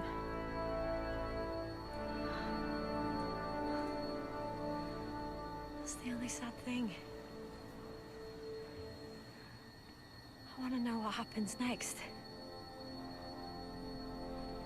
Cool visual effects. Doctor, whoever I'm about to be. Tell, you're it. You look so worried.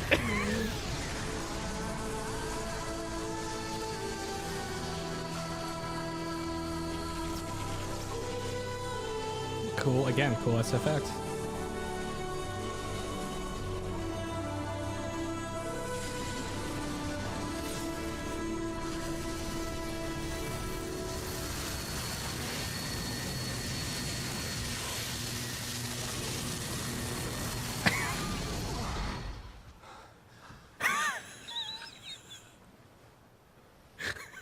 What?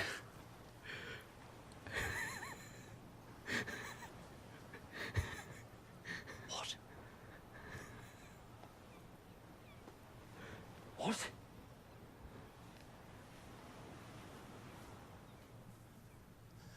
What?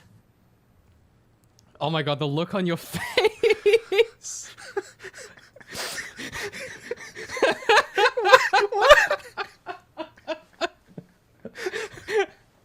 Bet you didn't see that coming, did ya?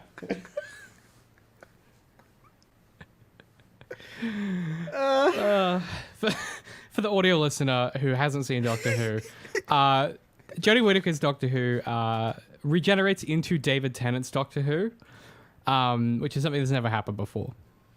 So, yeah, it's good, isn't it? It's so weird seeing him in high def like that. So is that the version that's about to be the next season? Or Yeah, was so there stuff after that? Yeah, so there's a 3-part 60th anniversary next year.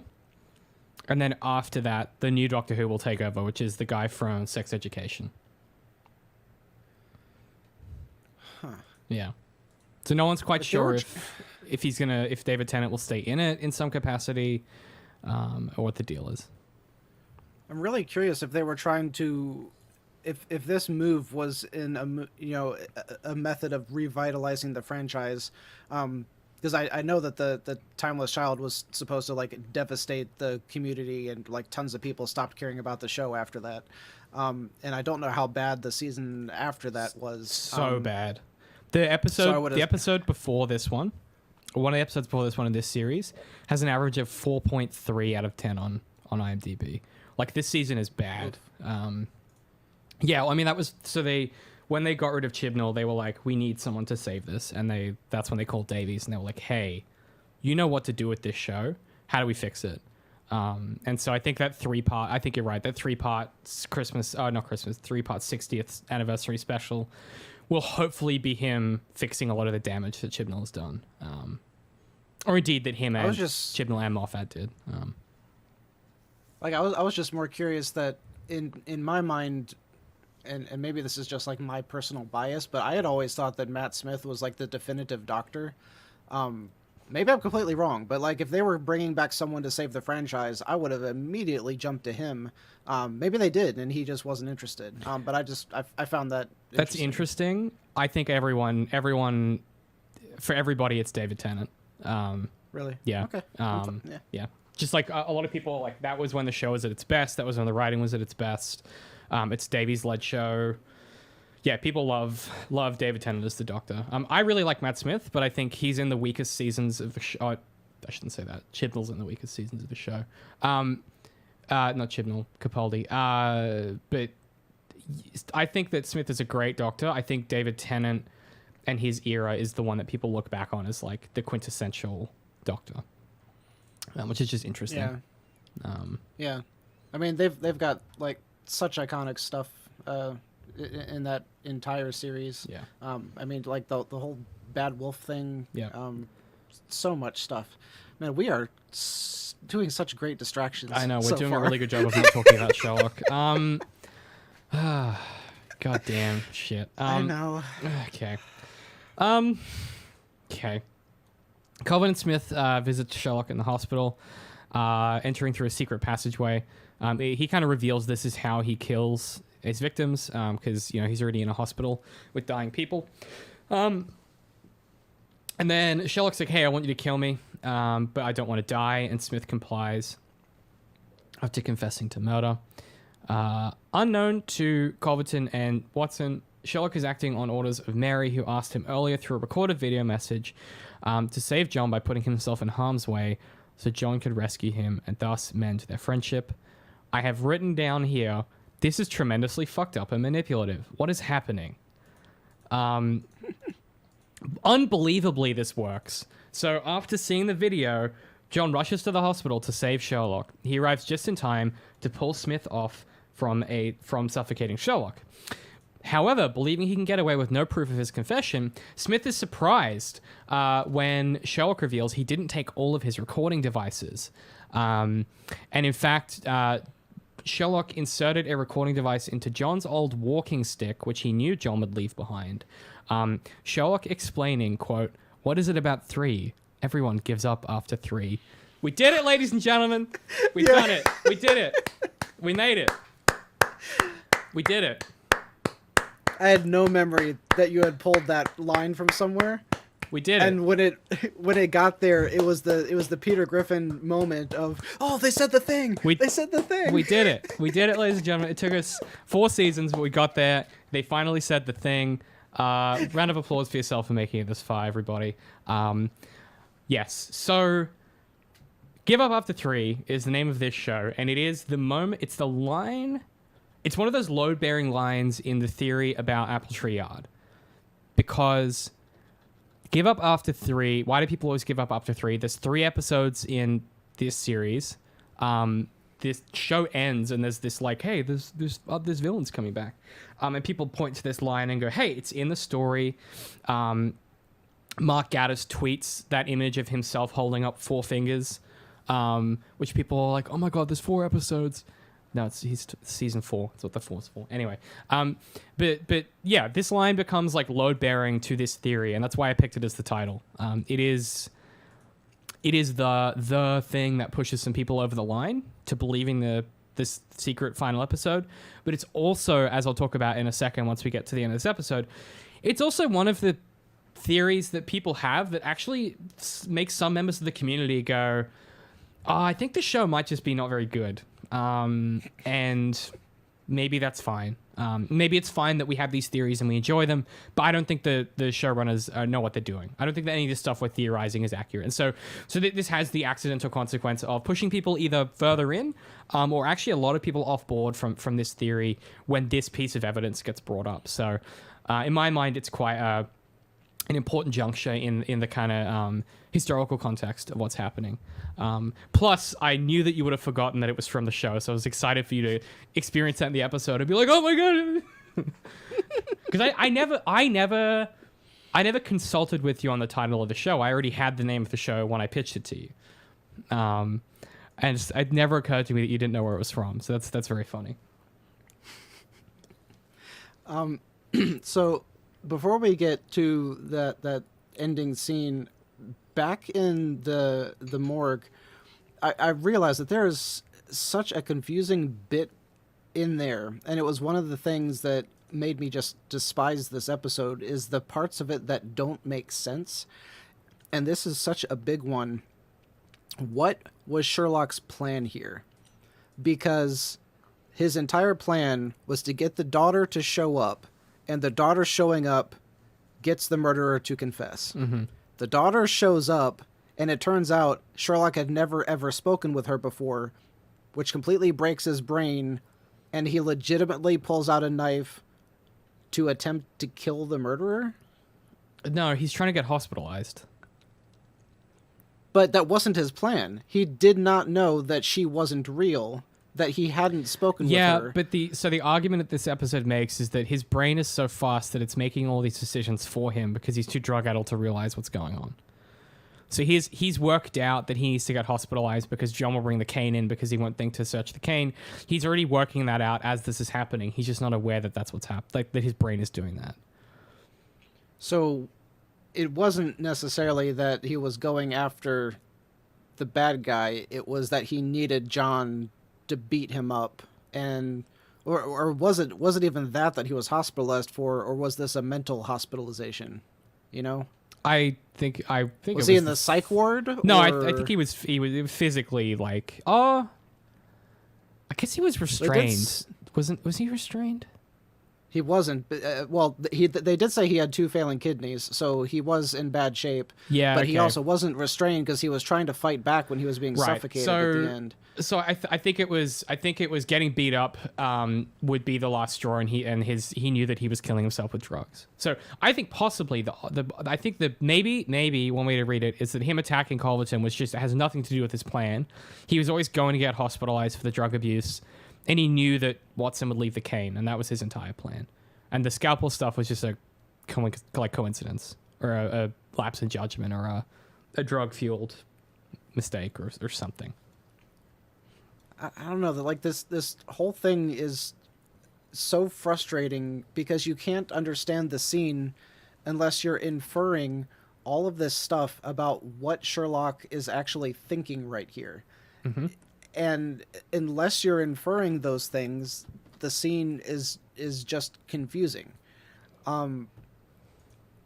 And so like I just completely took it at face value that he's just high and he pulls out the knife and he's like, I gotta kill this dude because my plan didn't work. Yeah. You know? But now we're going into all this super genius stuff. It was actually a plan all along. He's not crazy. It was a plan all along. He just didn't know it was a plan. Welcome to Tumblr, Darth. Yeah, it feels but this is the issue. He's sucking his lightsaber. But this is the problem with this show, is that this makes no sense at all.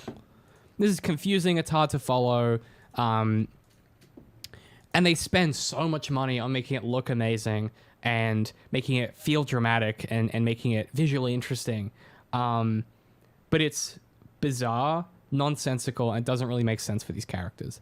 And I think the reason that you probably hated it so much is this to me feels like the most emblematic of that issue of the aesthetic and the story being at odds with each other, where like the aesthetic here is so powerful and unique, and the story is so muddled and unfocused that it almost feels deliberately like that because of Sherlock's drug addiction, but it's clearly not that. And that's the worst part about it, is like it almost is like, oh yeah, if we were just seeing this from Sherlock's perspective and nothing made sense, that'd be kind of cool. But they try and have it both ways. And so what I think accidentally what happens is the specificity of the production style and the cinematography and the special effects and the transitions, the specificity of that reveals the lack of specificity and deliberateness with the story. Like it sort of accidentally points your attention to like, yeah, what was his plan there? And Yeah. that's kind of unfortunate, I guess. It's like I feel like they gave the DP the script early on. He was able to come up with all of these really awesome like lighting situations and everything, and like the scenes intercut with Lestrade talking with John. Mm-hmm. Like it's so beautifully shot, but then you're like thinking about like how it all ties together with everything, and you're like, what? Yeah, which is not what you want to be thinking, right? You shouldn't be thinking that in these moments. Yeah.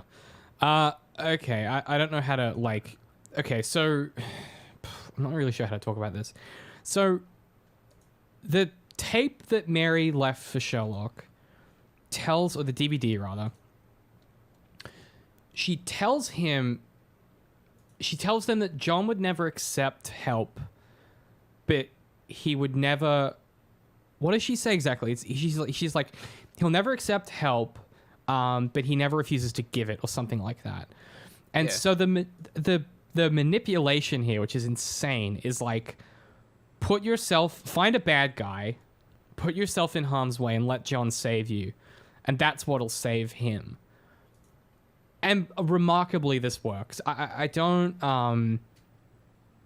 Wouldn't you be furious? Like, this is such a like. Wouldn't you be furious if your best friend like to try and trick you into being on good, a good relationship again, put themselves in like fucking like physical danger? That'd be like infuriating. You wouldn't just be chill about it. This does just like, maybe it's just because of who I am as a person, but like this doesn't make any sense to me why Watson would... I mean, I guess they do have like okay, so I should say they do have the scene afterwards is they do have this moment of reconciliation where they kind of openly talk to each other about what's happened. And, John realizes that him blaming Sherlock for Mary's death isn't right. He admits to hallucinating Mary. And then equally, Sherlock reveals or accidentally reveals that he saved Adler. And he's unsure if he wants to have a relationship. And John basically is like, you need to do this while you still have an opportunity.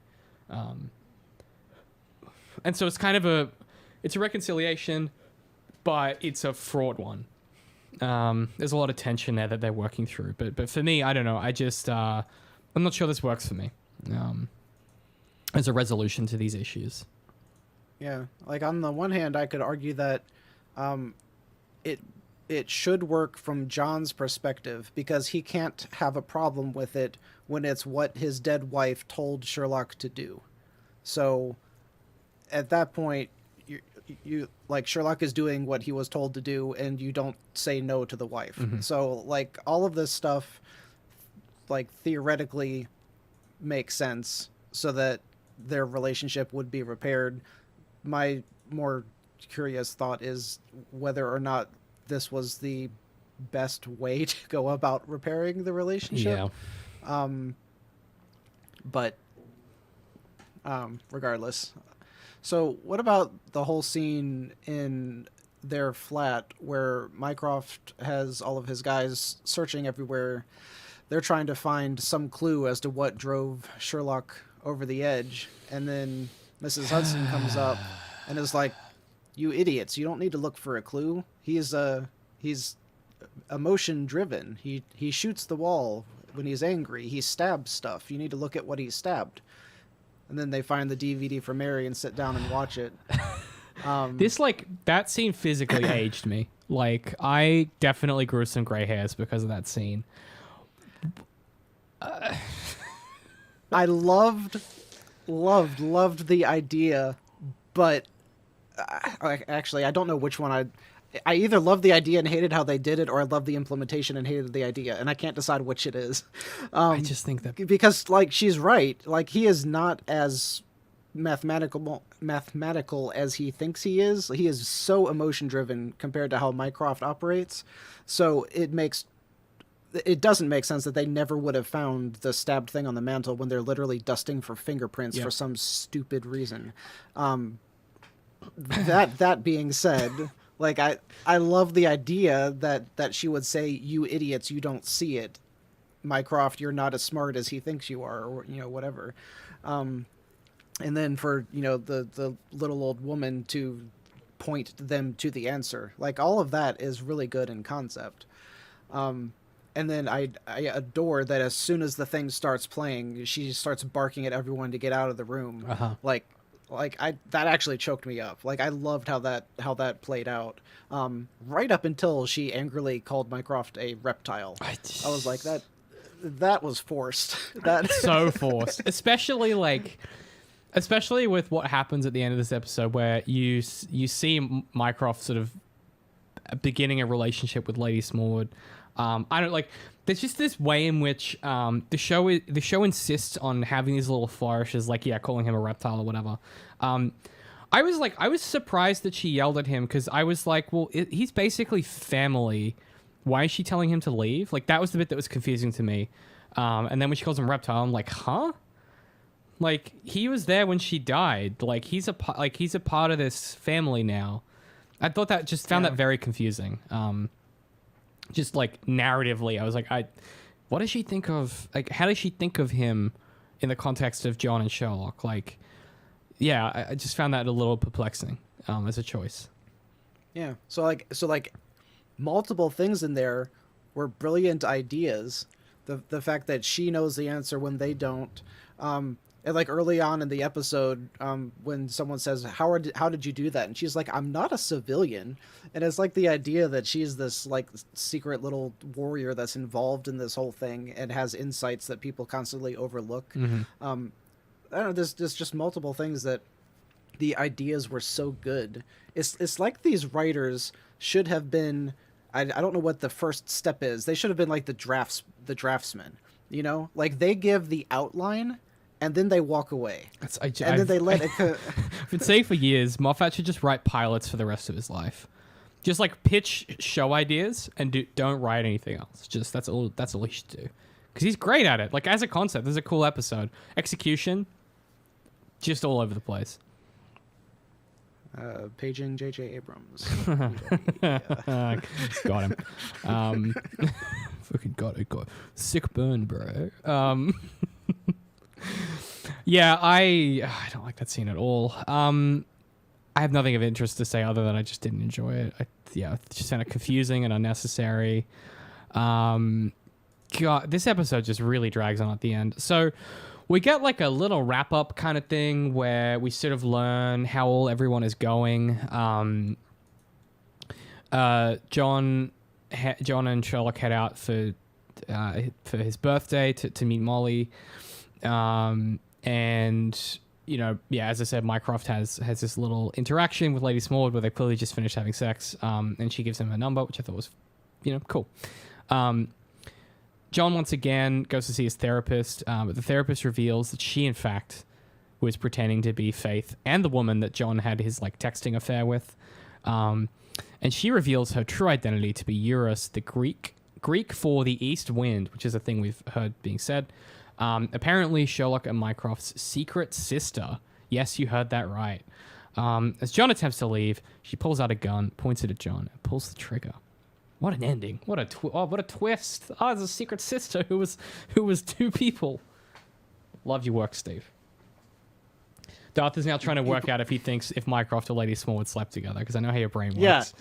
Yeah, you just broke my brain a little bit. And I was like, is that what that scene was supposed to be telling us? I knew for a second that the second I said that, I was like, Darth doesn't know if that's what happened. He's gonna be staring at that while I read the ending of the episode.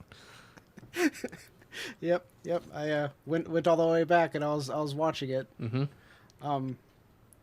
But like they're just coming out of a meeting, right? Hmm. Maybe. I think it's more fun if they had sex, but that's just me. I think it's a way better story. Way better fucking show. Get off of Tumblr. What if they did get together? What if they're secretly a couple? It's poisoning my brain, dude. Yeah. So jumping back really quick, because we had talked about it before, like during the whole confrontation scene where Sherlock is being drugged / suffocated to death.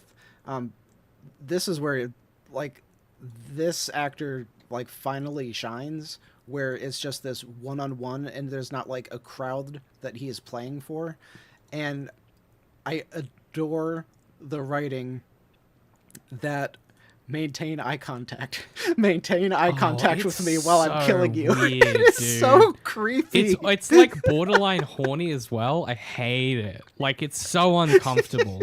It is, and that's how you know it's like really good writing is like when you're like shivering when you're watching it. And he's like when he's like he makes Sherlock say I don't want to die, and then he's like good, and I'm like ugh. I feel like it's just so icky to just experience. Yeah, he's gross and awful. Yeah.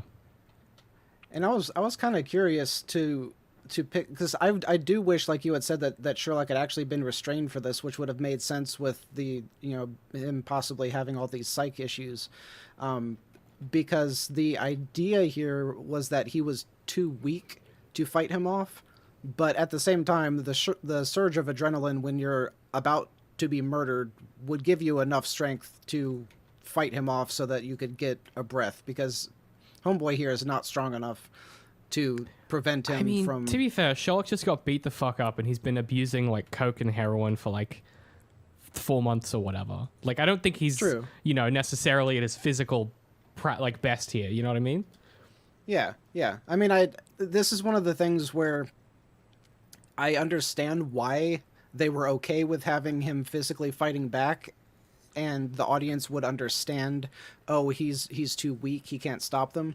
But it would have been far less, I don't know if confusing is the right word, but for him to be in a psych ward and have his hands, he physically can't do anything. And that actually probably would have worked even better, because here in your head, you have the idea Sherlock can save himself. The idea is supposed to be Sherlock could never save himself. It must be John. So if he's restrained, it makes it even more obvious that it must be John. So, I mean, it's such a little thing, but I would love to have seen him in restraints for that scene. Is that a fire alarm? God damn it. Did your jacket magically change colors, or am I imagining? It did. No, I took the jacket off. This was the color of the shirt. Okay. Okay. I don't make good jokes, okay? Okay. I make dad jokes. Like, I'm not funny, all right? Okay. But no, I was actually like dying laughing at the thought that something in the universe was like, this episode is so bad, we're gonna set off the fire alarms at your place to get you out of it. Yeah. Like, yo, this is the escape hatch, take it or leave it, like, yikes. And then I was laughing even more at the reaction between Americans and anyone else in the country, because you were immediately like, oh, it's a sign of danger, I must evacuate immediately. And Americans would have been like, you smell smoke? I don't smell smoke. Let's keep going. We're going to keep rolling until the fire's lapping at my feet. Then it's time to roll out of here. Oh, dear. Look, yep. You know what? You just got to own it. You got to be like, I don't want to die in a fire in my apartment. So that's just where I'm at generally. So that was good. It was good fun. I don't even know what we were talking about. I guess the end of the episode, right? We were very briefly talking about the final interaction and how creepy it was. The look into my eyes when you were being suffocated. Yeah. And there was a bunch of cool stuff there. And I really did. I liked the theme playing throughout, that Sherlock had planned all of this stuff so well that he had the microphone hidden in John's cane the whole time because he knew John would bring the cane to him. There's all kinds of like really interesting little tidbits that they did here. Yeah. And then getting back to their apartment, and like Mary and John are talking, and John comes out and like admits to the imaginary Mary that he cheated on her, and this whole thing lets him finally let go of her and accept that she's dead and all of this stuff, which is just the weird. I mean, we talked about it at the very beginning of the episode, that if you're going to break a character like that severely, that he's talking to imaginary people, is this enough for him to get over that?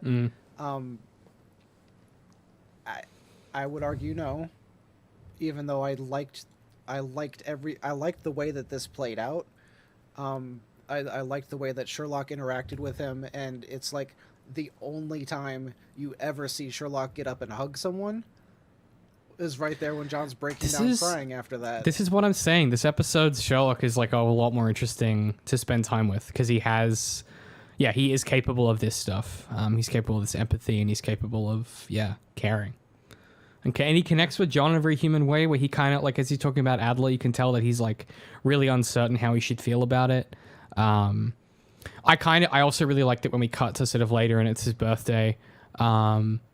Sherlock's like, it really was just texting. Like, there's something, I don't know, that you can see the relationship here that I think I would have liked to have seen more of, maybe, between the two of them before this point, where they just get to be actual friends, not just like weird, smarmy, quirky boys. I like it a lot. Like a lot. Yeah.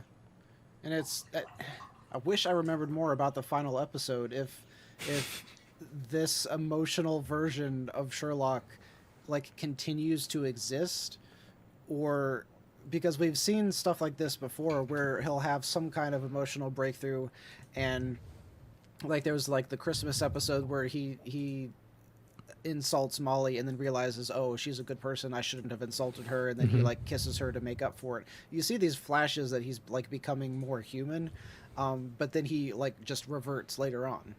So I'm kind of curious, because this is like the most human that he's been transformed so far, but is it going to stick? I won't spoil it. We'll have to find out. I would bet money no. Based on the history of what we've seen, I would bet money no. Look, well, that's the only one way to find out, Darth. How Tune in next time. Next time on Give Up After 3. How do you feel about the Euros reveal? Every time I say Euros, it sounds like I'm saying Euros, which is like a type of Greek food. It's Euros, not Euros. Euros. No. Get that? No, yes. Euros. It's Euros. No, Euros. Euro. Fuck. Euros is the food. Euros is the person. Euros is the food. Euros is the person. You're saying the same no, word. I'm not. One of them is no, and one of them is you. Eurus. Eurus is the person, and Euros is the food. It is. Euros is like a garlic, like Greek wrap with like, you get like a pulled beef or something. You got some chippies in there. It's great. Yeah, I've. Look, oh my word. This is the episode where Darth finally loses his mind. I don't know why the pronunciation of euros this one does it to me, but oh my word. Okay, I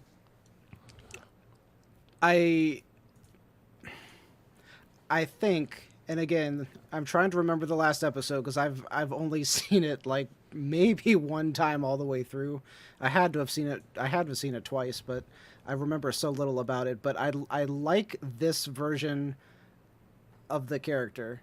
And I feel like I remember, like, I don't like the version of her character we get in the next episode, but what we see here, everything feels like it was really well planned, and it's leading up to something really cool. Yeah, for sure. Like, the reveal was really well done. I adore the way that they had her character interacting with these guys, and no one realized it was the same woman the whole time, which, intentional or not, is definitely a sign of men not really making connections with women. And I can't remember if that was something that they were intentionally saying, or if it was more like, you just don't see people, you only see yourself. I don't remember if it was necessarily like a sexist message that they were saying. Yeah, I think she genders it. She's like, it's funny. It's funny the number of times that men don't look in your eyes or something like that. She says something to that effect when she's revealing that she was the woman that he was having the texting affair with. To imply that, like, yeah, men don't be looking at eyes when they're in that mode, which is not true, but I get what they're going for. Something I've written down here, which I'm curious to get your take on, is I'm left with the interesting thought that the series may have been better if it ended thematically here, because John and Sherlock feel like they have a good relationship, but they're not the same people they were. And it feels like a nice way to tie off what they were going for with Mary. And I wonder to what extent, if you left these characters here in the place they're in now, if that would be a satisfying conclusion to their arcs and trajectories and that sort of thing. Absent the plot, twist. I just think... I always think back to that. I'm like, if it ended here, I'd be kind of happy. I'd be like, yeah, we got to see them come full circle. We didn't need a big, huge plot reveal. Were they going to do that, I think they needed to set it up completely differently, because there isn't enough set up to show that John has recovered enough for it to end here. Like, it's like they ended on a better note than they started, but there was still so much tension to me with John and Sherlock. Mm-hmm.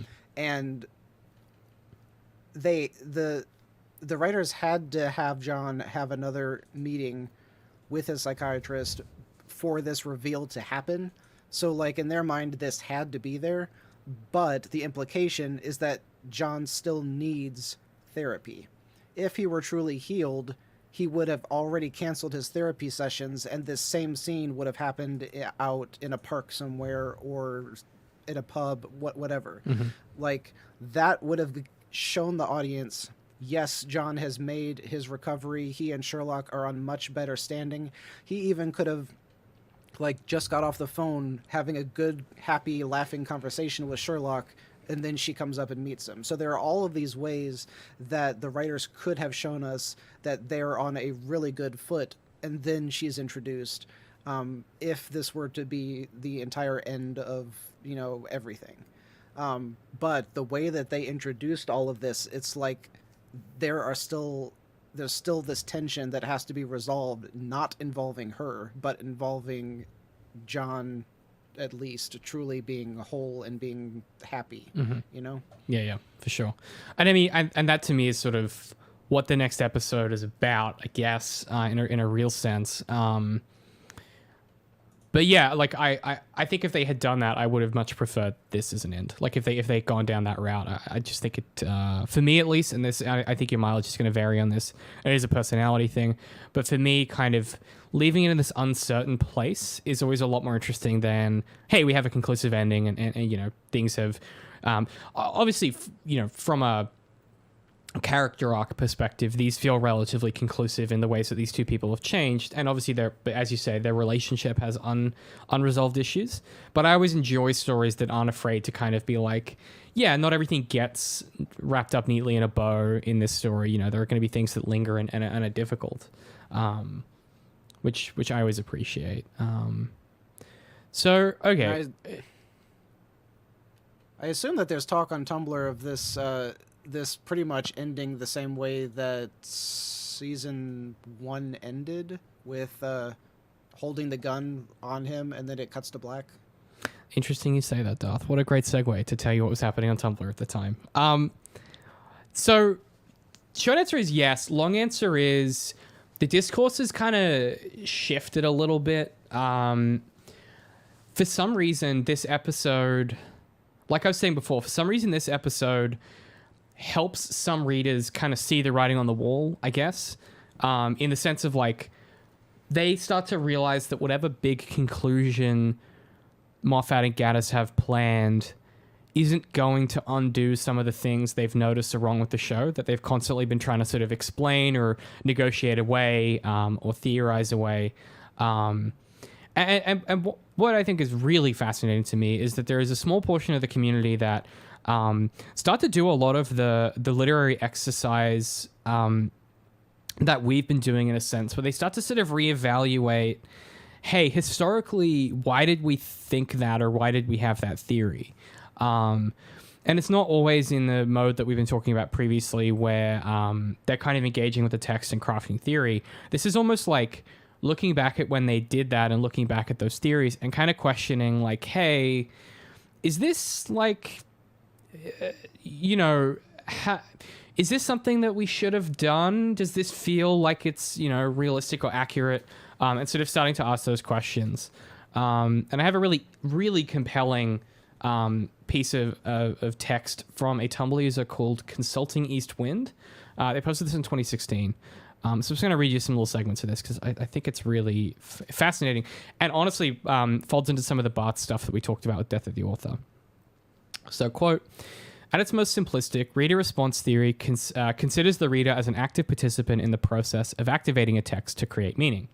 The theory holds that collaboration between the reader and text is how the text meaning is made, and argues the text should be viewed as a dynamic space in which each reader creates their own text-related performance. While there are multiple approaches within this mode of criticism, all are unified in their belief that the meaning of a text is derived from the reader through the reading process. Because the reader response criticism considers readers' reactions to literature as vital to interpreting the meaning of the text. It often incorporates one of various modes of approach or lenses. A critic enacting reader response theory can use a psychological lens, a feminist lens, the lens of queer theory, a structural lens, etc. The vital condition, though, is that these various lenses must maintain that a text is not separate from what it does. Quote. So that's a really interesting... I'll go on to read the full takeaway and the full kind of context of this post, but that's this Tumblr user, Consulting East Wind, trying to articulate what I've said a few times, which is that, meaning of text is not created at the time of construction, but at the time of reception, right? The social is predicated on its exclusion. Text as a function doesn't have meaning until it's consumed, necessarily. They go on to say, in other words, these theoretical lenses must be consistent in their application to the text. So I'll read this to you, and I really want to get your thoughts because I think this is fascinating. In other words, these theoretical lenses must be consistent in their application to the text. No cherry picking, no willful ignorance of facts and concepts. Which is really ironic given all of these theories these people have are cherry picking and being willfully ignorant of facts and concepts. And so it's this kind of like sublimation of, it's like a self-routing justification of like, we know that we're bringing these lenses to the text and creating meaning that may not exist. But they're justifying it by saying that we're consistent with the application of these theories. We're not ignoring facts or concepts and being willfully ignorant, while being willfully ignorant of the text and cherry-picking facts. It's a really interesting mode of fandom that I think I see mirrored a lot in things like Lord of the Rings and things like Star Wars, where you kind of get fans who will claim to be impartial, and they're like, I'm just applying this type of reading to a text, or I just think this thing, and these are the facts. And they'll always say, oh yeah, I'm not biased, or I'm not being willful, I'm not cherry picking. And they're always the people that are doing those things, in my view. I think it's the people that own it and are like, this is how I feel about the text and how I reacted to it, and I'm going to try and find ways to explain that, whether like through psychoanalytical frameworks, like she said, queer theory, feminist readings, things like that. I always think it's the people that claim they're impartial that are the most partial. It really makes me giggle because I just wrote a comment that someone had commented on one of my videos about Padme, and he was saying that he didn't understand why Natalie Portman kept getting cast and stuff, because in his mind she was just a terrible actor. And I wrote this whole thing about how I was pretty sure that it was just the roles that she was given.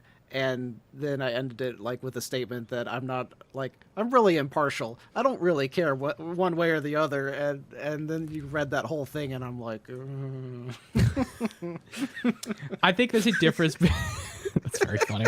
I think there's a difference between like partiality of, you don't have an investment in Natalie Portman's career. Like, it doesn't affect the art you make either way.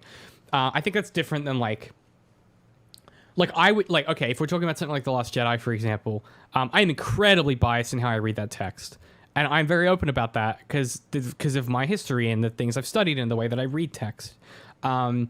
We've mentioned this before on the show. I got a comment, maybe it was the last episode or the episode before that. I got a comment from someone being like, "Oh, you made these errors about the plot, or you guys got these facts wrong."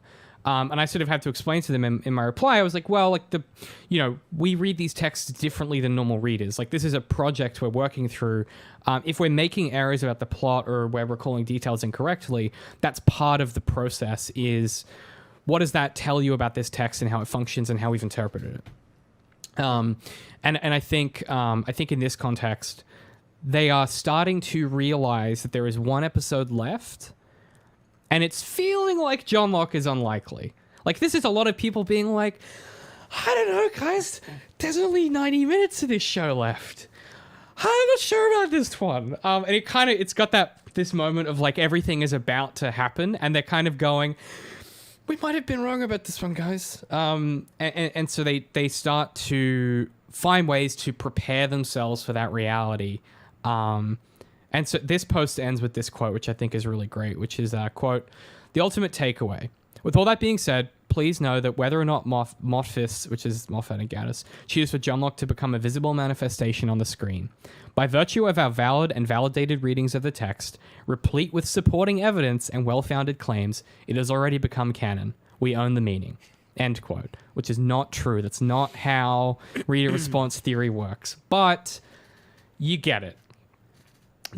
You were laughing at the same thing I was giggling at when I read this, which is, by virtue of our valid and validated readings with supporting evidence and well-founded claims, none of those things are true. But they had a lot of supporting evidence. They are correct in that. Mm-hmm, that's true. It's just the validity and the efficacy that seem to be the issue.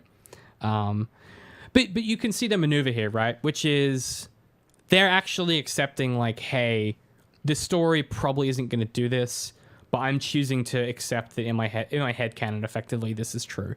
But they're kind of defending it as if it's like they're positioning it as if it's a defensible opinion to have about the text that's supported by the text itself, while claiming that they're not cherry picking evidence or ignoring facts. And so those are the things that are in tension here, because in order to have this reading of the text, you must necessarily cherry pick facts and ignore textual meaning. And so I just think it's an interesting maneuver to be like, yeah, even if the text doesn't say it explicitly, because we have that interpretation, it is a valid reading and is defensible and has evidence. It's sort of like, it's working backwards from the fact that it's true in a way. Like, it's sort of assuming that it's true and finding a way to finesse that, even if the last episode doesn't prove them correct.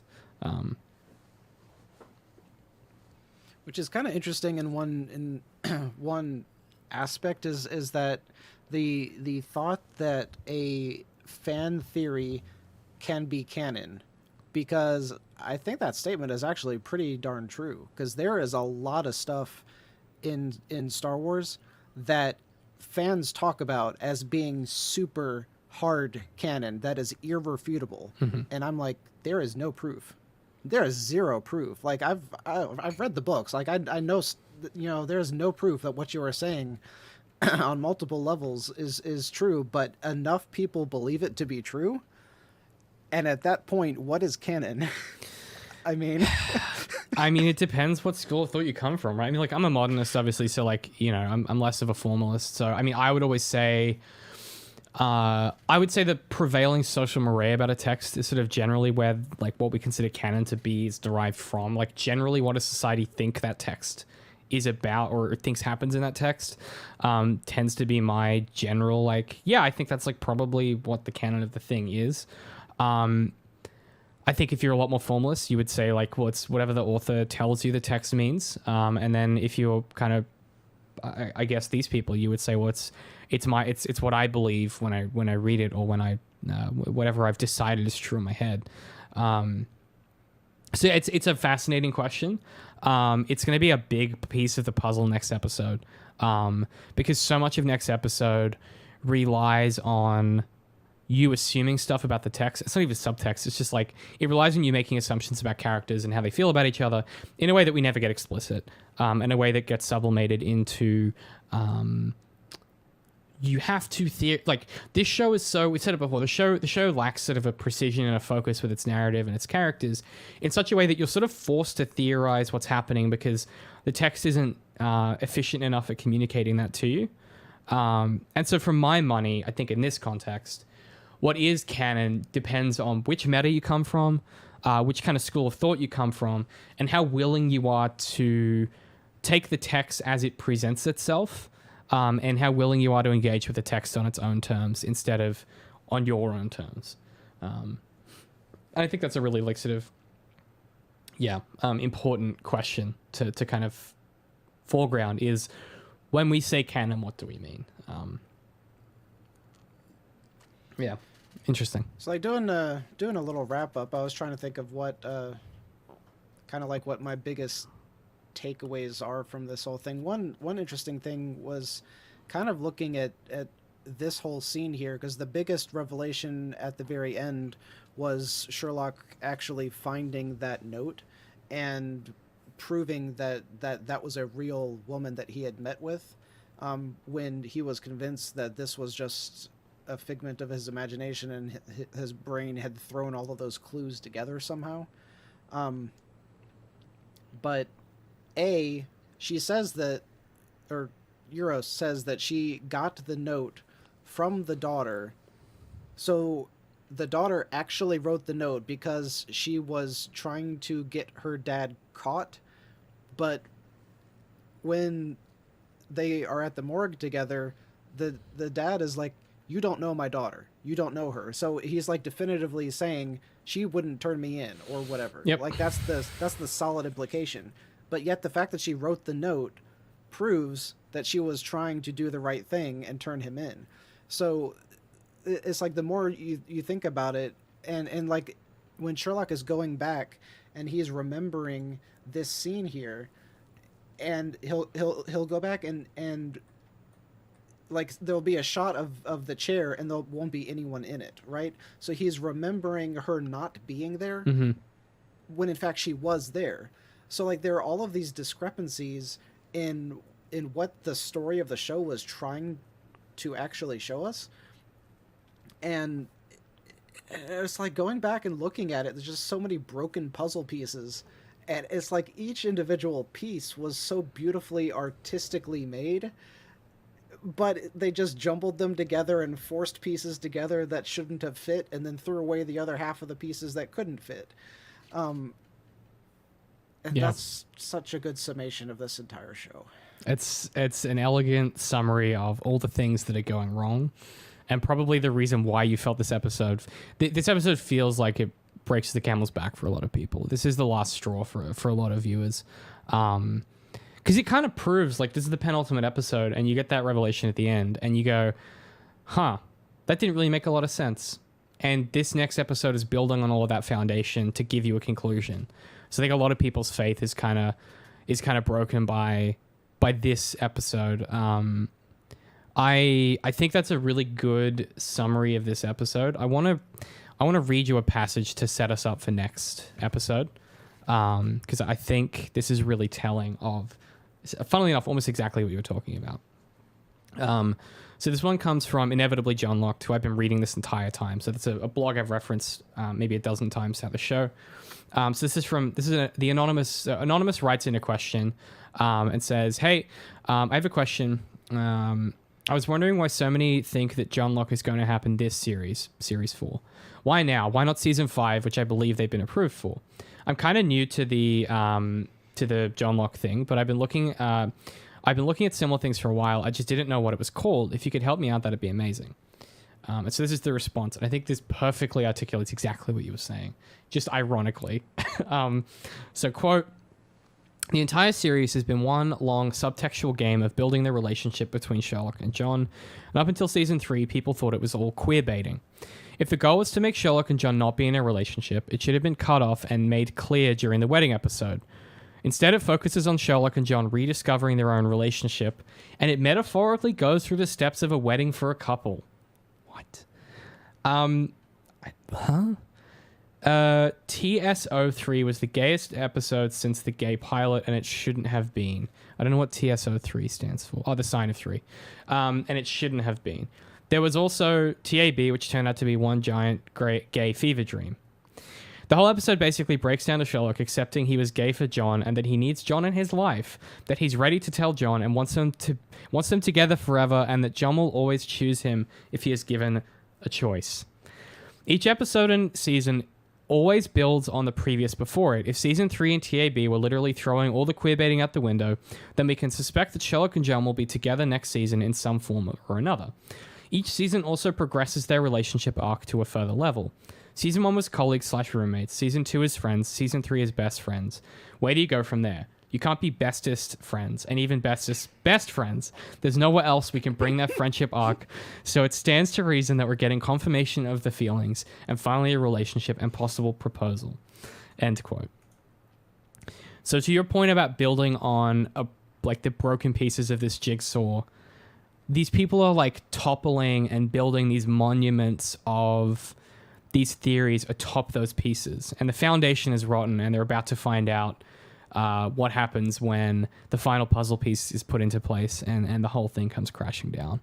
And again, it's patently absurd on face. Like, even just reading through that, The Abominable Bride is not a weird gay fever dream. They just make these claims, they make these truth claims that just are indefensible. But they're all assumed knowledge that build off each other. It's a fascinating thing to observe. It kind of reminds me of the trope that you always see of the aggressively hetero man who is completely against homosexuality because he's secretly homosexual, so he's always talking about it and he's always throwing shade at them because that's what he secretly wants. I'm sure a lot of these people that you're reading are actively openly gay, but it's like that same mentality is what that reminds me of, where they're just reading stuff into it that isn't there in the first place because it fulfills some deep inner need that they are missing. Yeah, definitely. And yeah, I mean, as we've said before, I have a lot of empathy for these people. All they want, desperately all they want is for the kinds of relationships that they have or would like to have represented in mainstream television. And I think it's a real shame. On the one hand, it's a shame the way this shakes out, in the sense of this last episode is really the death knell for this type of reading. And I think that's unfortunate in a lot of senses, because this was sort of a moment in history where a lot of people were pushing for this stuff to be realized in text. And certainly in the years following, that did become the case, a lot more. Particularly now with modern kind of dramas and things like that and comedies, they are a lot more deft at including things like this in their text. what's interesting to me about that one in particular is the way that they sort of go, the way that they dismiss the queer baiting previously, and they go, oh yeah, that was all thrown out the window, that doesn't count anymore. That stuff is really an interesting maneuver to me, because that's sort of like, that's just like full on living in denial about what's happening in the story that you're watching. And I think that's because they just said there's all this evidence, like either you have the evidence or you don't. Either it proves something definitively or it doesn't. Yes, and then that's off the back of that other user who was like, we don't cherry pick information, we don't ignore facts. And it's like, well, you're literally doing that. You're telling us you're doing that, and then claiming you're not. And that's a really, I mean, it's a young person's game in a certain sense, to kind of be in this mode of thinking, or it's perhaps young isn't the right word, perhaps juvenile. Like, it's not necessarily talking about age, but maturity of how you read text. It's a very juvenile way of approaching this stuff. And I think this project, I guess, that we've been doing, as I've been going through these posts, it's a fascinating insight into these people. Either when this series ends, they're the type of people that either when the series ends, they learn a really valuable kind of life-changing lesson about story and their relationship to fiction. And they learn that lesson hard. And it's a challenging thing that is going to break a part of how they understood the world, and they're going to have to change as a result of that.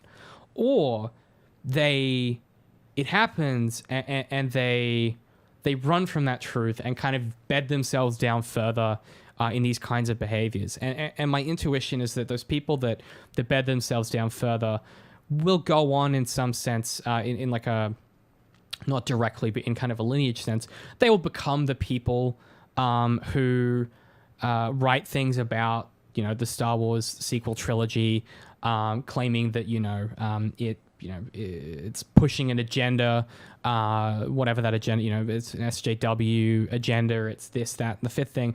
My intuition is that it's this kind of radicalization of the way that you read text, and a lot of people have taken that and used it as justification for being homophobic, being racist, or at least not necessarily being those things, but expressing those things in a way that they are able to kind of disguise safely. And this feels a bit like sort of the crossroads, in a sense, of if you're a viewer at the time, and this isn't explicit or just for Sherlock fans, but it feels like these moments where you have that moment where you have an opportunity to change and take hold of that and take accountability for, hey, maybe I was wrong and there's something to learn here.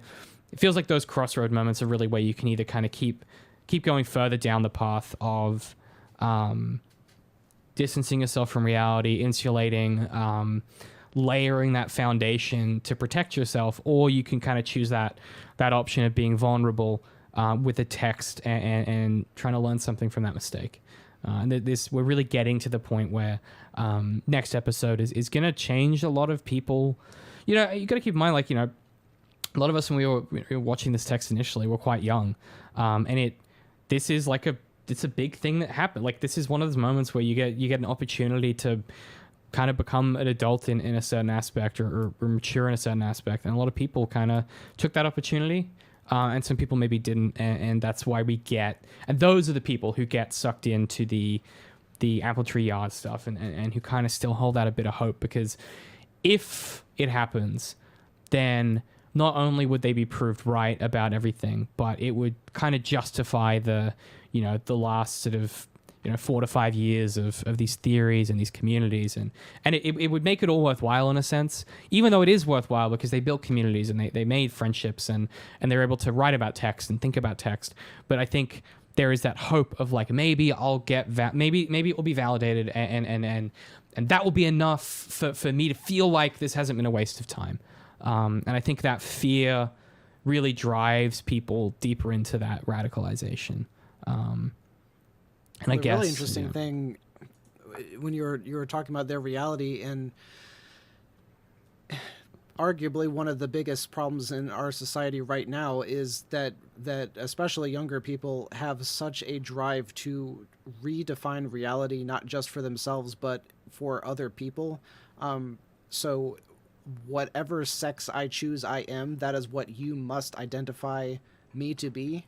And it's this redefinition of reality is like exactly what you're talking about. Like whatever they personally need, for their soul to be happy, that's how they interpret this story. And that same thing, that same need, that same redefining reality has just evolved year over year ever since this came out. Not at all saying this is where it started, but it's just gotten worse and worse progressively to now we're at the point where, here in real life, we're like, this physical thing is not what you see. It is how I define it, which is just such a weird place for us to be in. Especially when we're talking about this, whatever, decade old show, that we see these problems originating, way back then, probably before this even started, but still. I mean, it's definitely that era is responsible for, I mean, it's the era of like, this is social media, but this is selective entry social media. Obviously Reddit is a huge component of this. And I think it's a difficult space to think about because, I think that it's actually incredibly easy to, if someone says, hey, I'd prefer that you use these pronouns, that's incredibly easy to do. Or like, hey, I prefer you identify me as this. It's really easy to do that. I think what you're identifying is there has been a reduction, or there's a reduction of the word, sublimation isn't either. There's been a tendency, social media has this tendency to flatten discourse in a way that allows people to assert reality in online, right? So on particular applications like Tumblr or Reddit or wherever you choose to spend your time on the internet, Instagram, TikTok, all these places, you have a hyper reality in those spaces where everything is definable and everything can be like, you can put a metric around everything.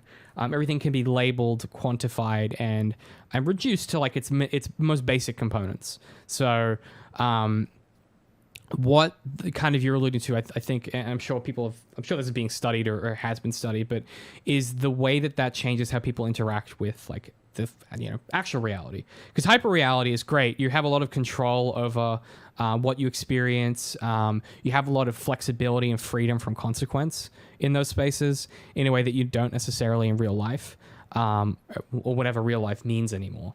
And I think that this era it's a lens that is repeatable across what is going to become, I guess, like the right-leaning conservative parts of the internet, the conspiracy theory parts of the internet. This model becomes replicable, right? This same model of these Sherlock fans is how QAnon becomes a thing that people believe in. These models of radicalization are to do with exactly what you said, which is like, how do you interpret the world, and then how do you assert your will upon the world? And I think the biggest mistake of all of these, in my view anyway, or the thing they're trying to do is, life is big and scary and complicated, and there aren't simple answers for a lot of questions that are really important. Things aren't as simple as there are good guys and bad guys like there is in Star Wars. Things aren't as simple as this thing is right and that thing is wrong. Things aren't as simple as, oh yeah, there's men and women, right? Things aren't as simple as that in reality. And there's a tendency, I think, in these spaces, in these radicalization parts of the internet, and these, the way that they're taught to react to reality, is they want to simplify things into one kind of cohesive narrative, right? That's where the tent conspiracies come from. That's like QAnon is a great example, where if everything can be sort of funneled back into this one theory about, the deep state left who, run child, pornography rings and things like that. If you can reduce everything back to that one theory, it makes everything eminently knowable. You don't have to worry about ambiguity and challenges to the way that you think and feel that are scary. You can just flatten reality. You can divorce yourself from the scary, complicated stuff that isn't as simple, and you get to live, in this mode that is less threatening, or that feels safer. And ultimately, it's the same mechanism as religion. It's the same mechanism as conspiracy theories. It's the same mechanism we're seeing here play out pretty much in real time, while we're, or historically in real time. And I guess my challenge to, or I guess my response to exactly what you're describing is I think the only way out of it is to challenge ourselves to be like willing to tackle ambiguity and willing to tackle like that it's complicated and messy, and the way through all of this stuff that's difficult and weird and off-putting, or we don't understand, is you got to tackle it with like an open mind. You got to be emotionally vulnerable, and you have to find the people around you that will give it to you straight, right? You have to find people and build relationships where you can be emotionally vulnerable, and someone could say, hey, I think this thing, and maybe have you thought about this? Or like, oh, the way you reacted to that, or you did that thing or this thing, or hey, have you thought about this? You want to build those relationships where you can be emotionally vulnerable and you can have that empathy. And that's how you escape the cycle, right? Like, and that's the hardest thing is like, if you have a family member who's into QAnon, the one thing you don't want to have anything to do with them. You want to be like, I don't want to have to deal with this at all. But what you have to do, the only way to pull them out of it is you have to reach out and have that empathy and keep them in your life and give them a place where they can express themselves and feel a part of something that isn't that. Because the second they don't have that, that's how you get further radicalized. And so I guess for me, thinking about this stuff longitudinally, because like a lot of the work we've done here is like latitude across the text, longitudinally thinking about like, what does this mean for society, reflecting on this stuff. I think the ultimate lesson is like, these people just wanted somewhere to belong that felt like it represented them. And whether that's John and Sherlock being gay, whether it's Sherlock and Moriarty being gay, or it's Sherlock and Adler, whatever the thing is, there's a version of reality that you'd like to see, and it's a place where you can express that.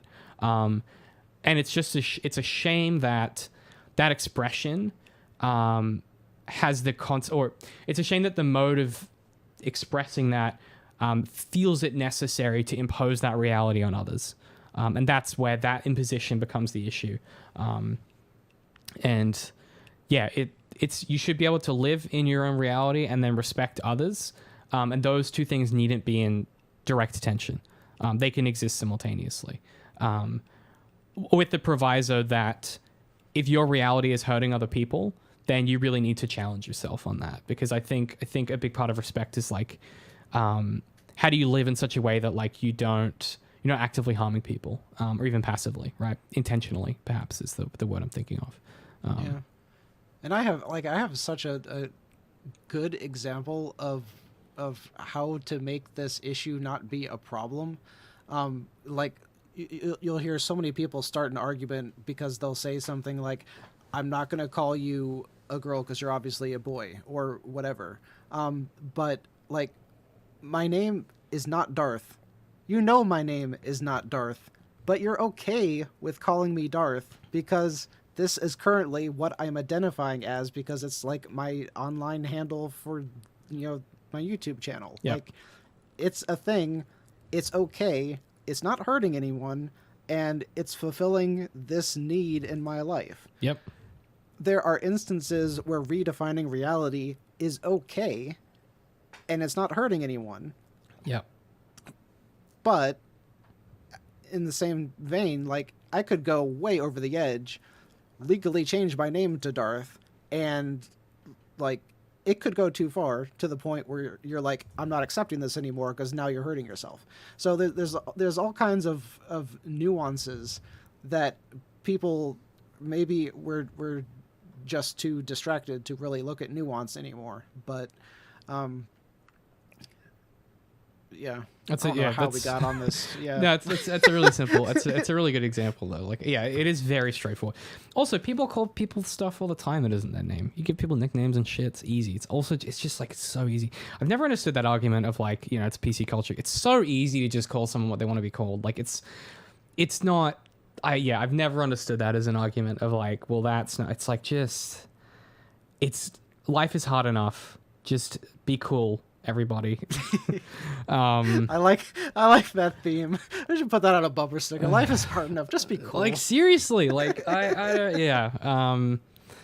be cool and make allowances for people so that they can be comfortable in certain situations. Have a disabled or gender neutral bathroom. I don't care what the situation is, just have that available. Because the number of times that we'll be out and a friend of mine like is like, well, I can't really go to the bathroom here. It sucks, and it's really easy to remedy. You just have more than two options. And it's really unfortunate. And it's not that person making a decision because this is the thing that I always think is tricky to kind of understand necessarily is it's not that person making a decision to be like, well, I can't use that bathroom. It's them going, it doesn't matter what choice I make here. The other people in this situation are going to be uncomfortable and I will potentially be unsafe. And I don't think this is fucking rocket science, but I think that if you need to go to the bathroom, you should be able to do that in a safe way. That feels like a fundamental human right to me and not a political fucking opinion.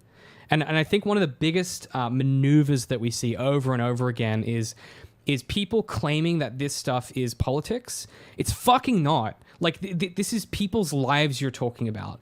Politics, I understand, is a big part of life. And I love politics. I love politics in my films. I like thinking about politics. But this stuff is like fundamental human rights. This is like access to healthcare. It's access to the right to vote. These are like fundamental human rights as a democracy we've agreed upon. You should be able to safely have shelter. You should be able to feel safe when you're in public. That's not fucking politics. And if you think it's politics, you need to take a long fucking look at the way that you are framing reality. Because I don't think that's a political opinion to have. I think that's like either you think people, regardless of their sexual orientation, culture, creed, race, ethnicity, either you think people are people or you fucking don't, and you think that some people have more value than others. And I think when you get to the core of the issue, that's what's happening, right? If you really challenge yourself and you break it down and you're someone that's saying, oh, it's PC gone mad, blah, blah, blah, blah, really fucking break it down to its most elemental components. Either you think that people, all people, regardless of race, sexual orientation, creed, ethnicity, either you think all people have a fundamental right and the same rights that you do, or you think that some people deserve different rights than others. And if you can break it down to that level and then kind of start from there, it becomes really easy to make decisions that benefit people and that aren't politicized. And I guess I'm exhausted by, people making that claim and trying to frame it as political in a way that distances itself from the fundamental nature of the claim. If you're calling it political, you're doing that for a reason, and interrogating why you're doing that is probably one step closer to probably like breaking away from that. I'm animated about it because I've been reading these fucking Tumblr posts for like the 6 months we've been doing the show. And I'm constantly reminded of the same mechanisms and maneuvers these people are doing in these like loving, supportive communities on Tumblr. These people who would just want to see their sexual orientation represented on their favorite TV show, or they just want to see the relationship that they wish they could have, or they want to see represented on TV. And it's the same mechanisms that are radicalizing those people that radicalize people in reality and cause so many of these issues. And it's just it's a fascinating collage of what is this mechanism and maneuver in a relatively safe environment, and what can we learn from that as it's applied to non-safe environments. Obviously this is not a huge deal. It's like, oh yeah, we didn't get that gay representation on Sherlock. That's a shame. Versus, oh, we're destabilizing American democracy. And so the stakes can be pretty dramatically different. And it's important to like talk about it. And I don't know, I've said that in so many words throughout the series, but like people, there's a tendency to be like, well, it's just TV or whatever. Art doesn't matter. This shit matters. Like art teaches us how to view reality, teaches us how to understand the world, teaches us empathy, it teaches us skills to cope with things. It helps us understand each other. And the way that we learn to deal with it and process it changes the way that we deal and process with reality, right? That's exactly what you were saying before. And my biggest concern at the moment with media in general is we are shortening the short form content, the reduction of like what is considered to be valuable, of like, oh, this is like a 5-second video or a 10-second video or whatever. The reduction of that stuff means that you are consuming a lot of content, but you're never really processing anything. And And I find that deeply, deeply concerning, because that's sort of like the big slippery slope, where it's like, if you don't think about what's being put in front of you and you just react to it and move on, you're not learning those things. You're not engaging with it critically. You're not having those interactions. And that scares me a little bit. Like, that's so interesting, because people at work will say, this is just entertainment. Why are you thinking so much about it? And it's like you just said, like, books, music, movies, like, look at all of those different, forms of media, and what else is there in life?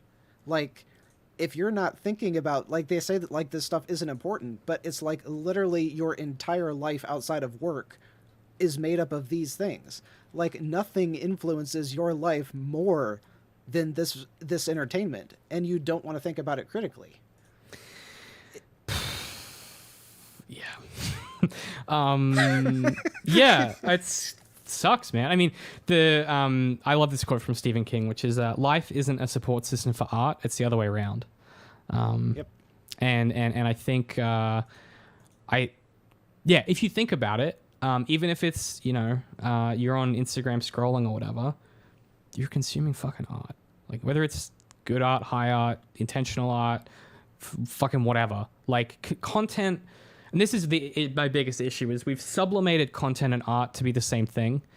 Like, and they're not necessarily. And it's not who's afraid of, like, vandalism. Like, I'm not saying that someone should be able to say what is art and what isn't art, but I think the conflation of the assumption that watching 5 or 10 TikToks is the equivalent of watching a 20-minute episode of Rick and Morty, for example, which is, like, not a very, like, political show. It's just, like, sci-fi and it's clever or whatever. Those don't have equal value. Like, they just don't. And I think it's a tricky thing, because it makes you sound like a pretentious twat whenever you say it, but it's like... Well, I hate to break it to you, buddy, but you get what I'm driving at, though, which is, like, I think no one's surprised if you listen to my content. You're already fully on board with that. But, like, so I do another podcast with Patrick and Mitchie, which is A Method to the Madness, and whenever we do an episode with all three of us, we exist on a spectrum, right? Mitchie is very logical and kind of analytical. I'm very, like, emotive and subtextual, and Pat kind of sits in the middle. He's sort of like the middleman. And it's always really interesting whenever Mitchie kind of asks, like, oh, you guys just, like, where he's like, oh, you think about this stuff too much. And he's right, because he's like he's like the everyman kind of thing, where he's like, well, I don't think about that. But then the longer we've done the show, the more you can tell he's realizing, like, oh yeah, this is, like, the reason that art exists. And the more you think about it, the more you get from it. And that's been a really cool journey, I think. amttm.com or A Method to the Madness on your podcast catcher of choice. It is a really excellent show. We just did our final episode. We've covered the James Bond trilogy. We've just published our final episode on No Time to Die, and it was probably one of the most fun recording sessions I've had outside of this show in a long time. So check that out. Yeah, look, I don't want to bang on too much more, but I think all of that's really important to say before we get into next episode, and then our final episode of the podcast. So for those who, as a reminder, so next week we are talking about, or next episode we're talking about The Final Problem, which is season 4, episode 3, and then we'll be back for a bonus final episode where we are going to break down I thought we were done. Oh, no. I've ruined him. Finally done it, ladies and gentlemen. No, we will then have our final episode where we will go through the Apple Tree Yard conspiracy theory, and I guess try and summarize our thoughts on the show and this project in general. But next episode is our final, kind of penultimate episode. It's the final episode of the show. It was written by Gaddis and Moffat, and it is, like, sort of their big bombastic conclusion. But I wanted to say all of that and sort of talk about that as a topic, because I think it's going to set the stage well for just the chicanery that's to come. Like, the theories are just insane, and I really want to be clear about, like, we're going to laugh at them probably because they're really crazy, but the people who are making them are real people who mean well and just want to see themselves represented. And I can find no fault in that. And so I wanted to put that on the table before we get into the funness and the insanity. So yeah, next week, the final problem. Check that out. We'll be covering that off. Darth, do you have anything you want to plug? This will come out in January, so keep that in mind. Oh, good gracious! What will I have in January?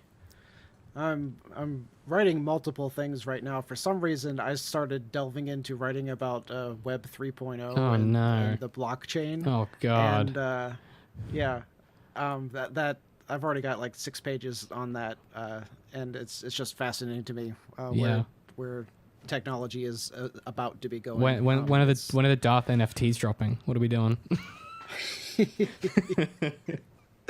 Unironically, I've thought about it off and on, because there's all kinds of like private access stuff that you could theoretically do. Like all of Patreon could turn into an NFT type system. Interesting possibilities. So I don't know. Except it doesn't need to, because anyway, it's fine. It's fine. We can't talk about this. We can't talk about it. There's a reason that we have like formal keys. Anyway, it's fine. There's a reason why like databasing uses IDs. We don't need blockchain. Anyway, so yes, I mean your Thor video's out at the moment. I mean it will have been out for a while. That's a really fun one. You kind of break down sort of the way that Thor's character has changed and sort of how that was executed. It was a really interesting video. You've still got that Kylo Ren video in the works somewhere, I believe. Yep. Got that one, and then I've been working on this one for like 2 years of comparing how the Sith and Jedi, which one are the superior warriors. And like I've been shooting like real life footage, and I shot a bunch last winter, and I'm going to shoot a bunch this winter. So eventually I'll finish that. Yep. I listen. Big vibe. I'm still picking away at my Walking Dead video. Still working on that. It's been 2 years. Look, that's going to do it from us. Thank you so much for watching and listening. You know what? This was a fun episode. I liked you kind of losing your mind. I thought that was a really good addition to the show. We were interrupted by a fire alarm, which was fun. But that's going to do it for this episode. Join us next week for our penultimate episode and the final episode of the show, The Final Problem. I'm very, very, very, very excited to talk about it. We are going to break down the episode in full detail like we always do. And I'm going to try and bring you guys along the journey of how the internet kind of consumes this episode, reacts to it, and then we'll obviously set ourselves up for for our final episode of our show, talking about the kind of final problem and the apple tree yard theory, and kind of go from there. We cannot do a 4th episode. Give up after 3. Maybe there is no 4th episode.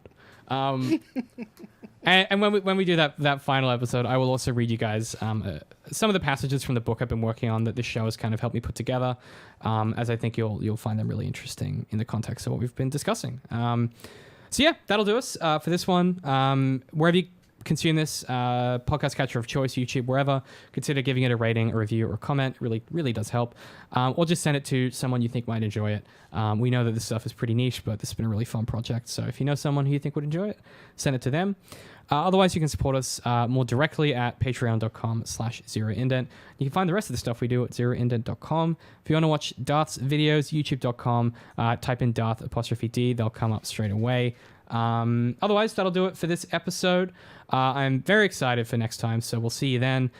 Take care, and don't do drugs. We didn't say that before, but drugs don't do drugs. The drugs helped. They got him back together with his true love. Don't do drugs except for the ones that help, I guess, and the fun ones.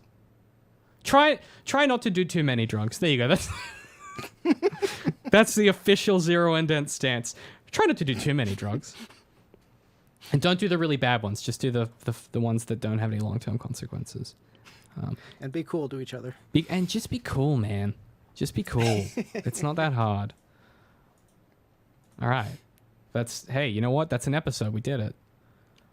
Is that how we end the show? I don't know. I haven't really worked out an ending for this series, and we're nearly done with it. So I don't know what to do with that information. We're gonna come up with a sign off on the very The last episode? Yeah, that'd be very us. Yeah, Jesus Christ. Absolute chaos. All right. We'll catch you guys next time.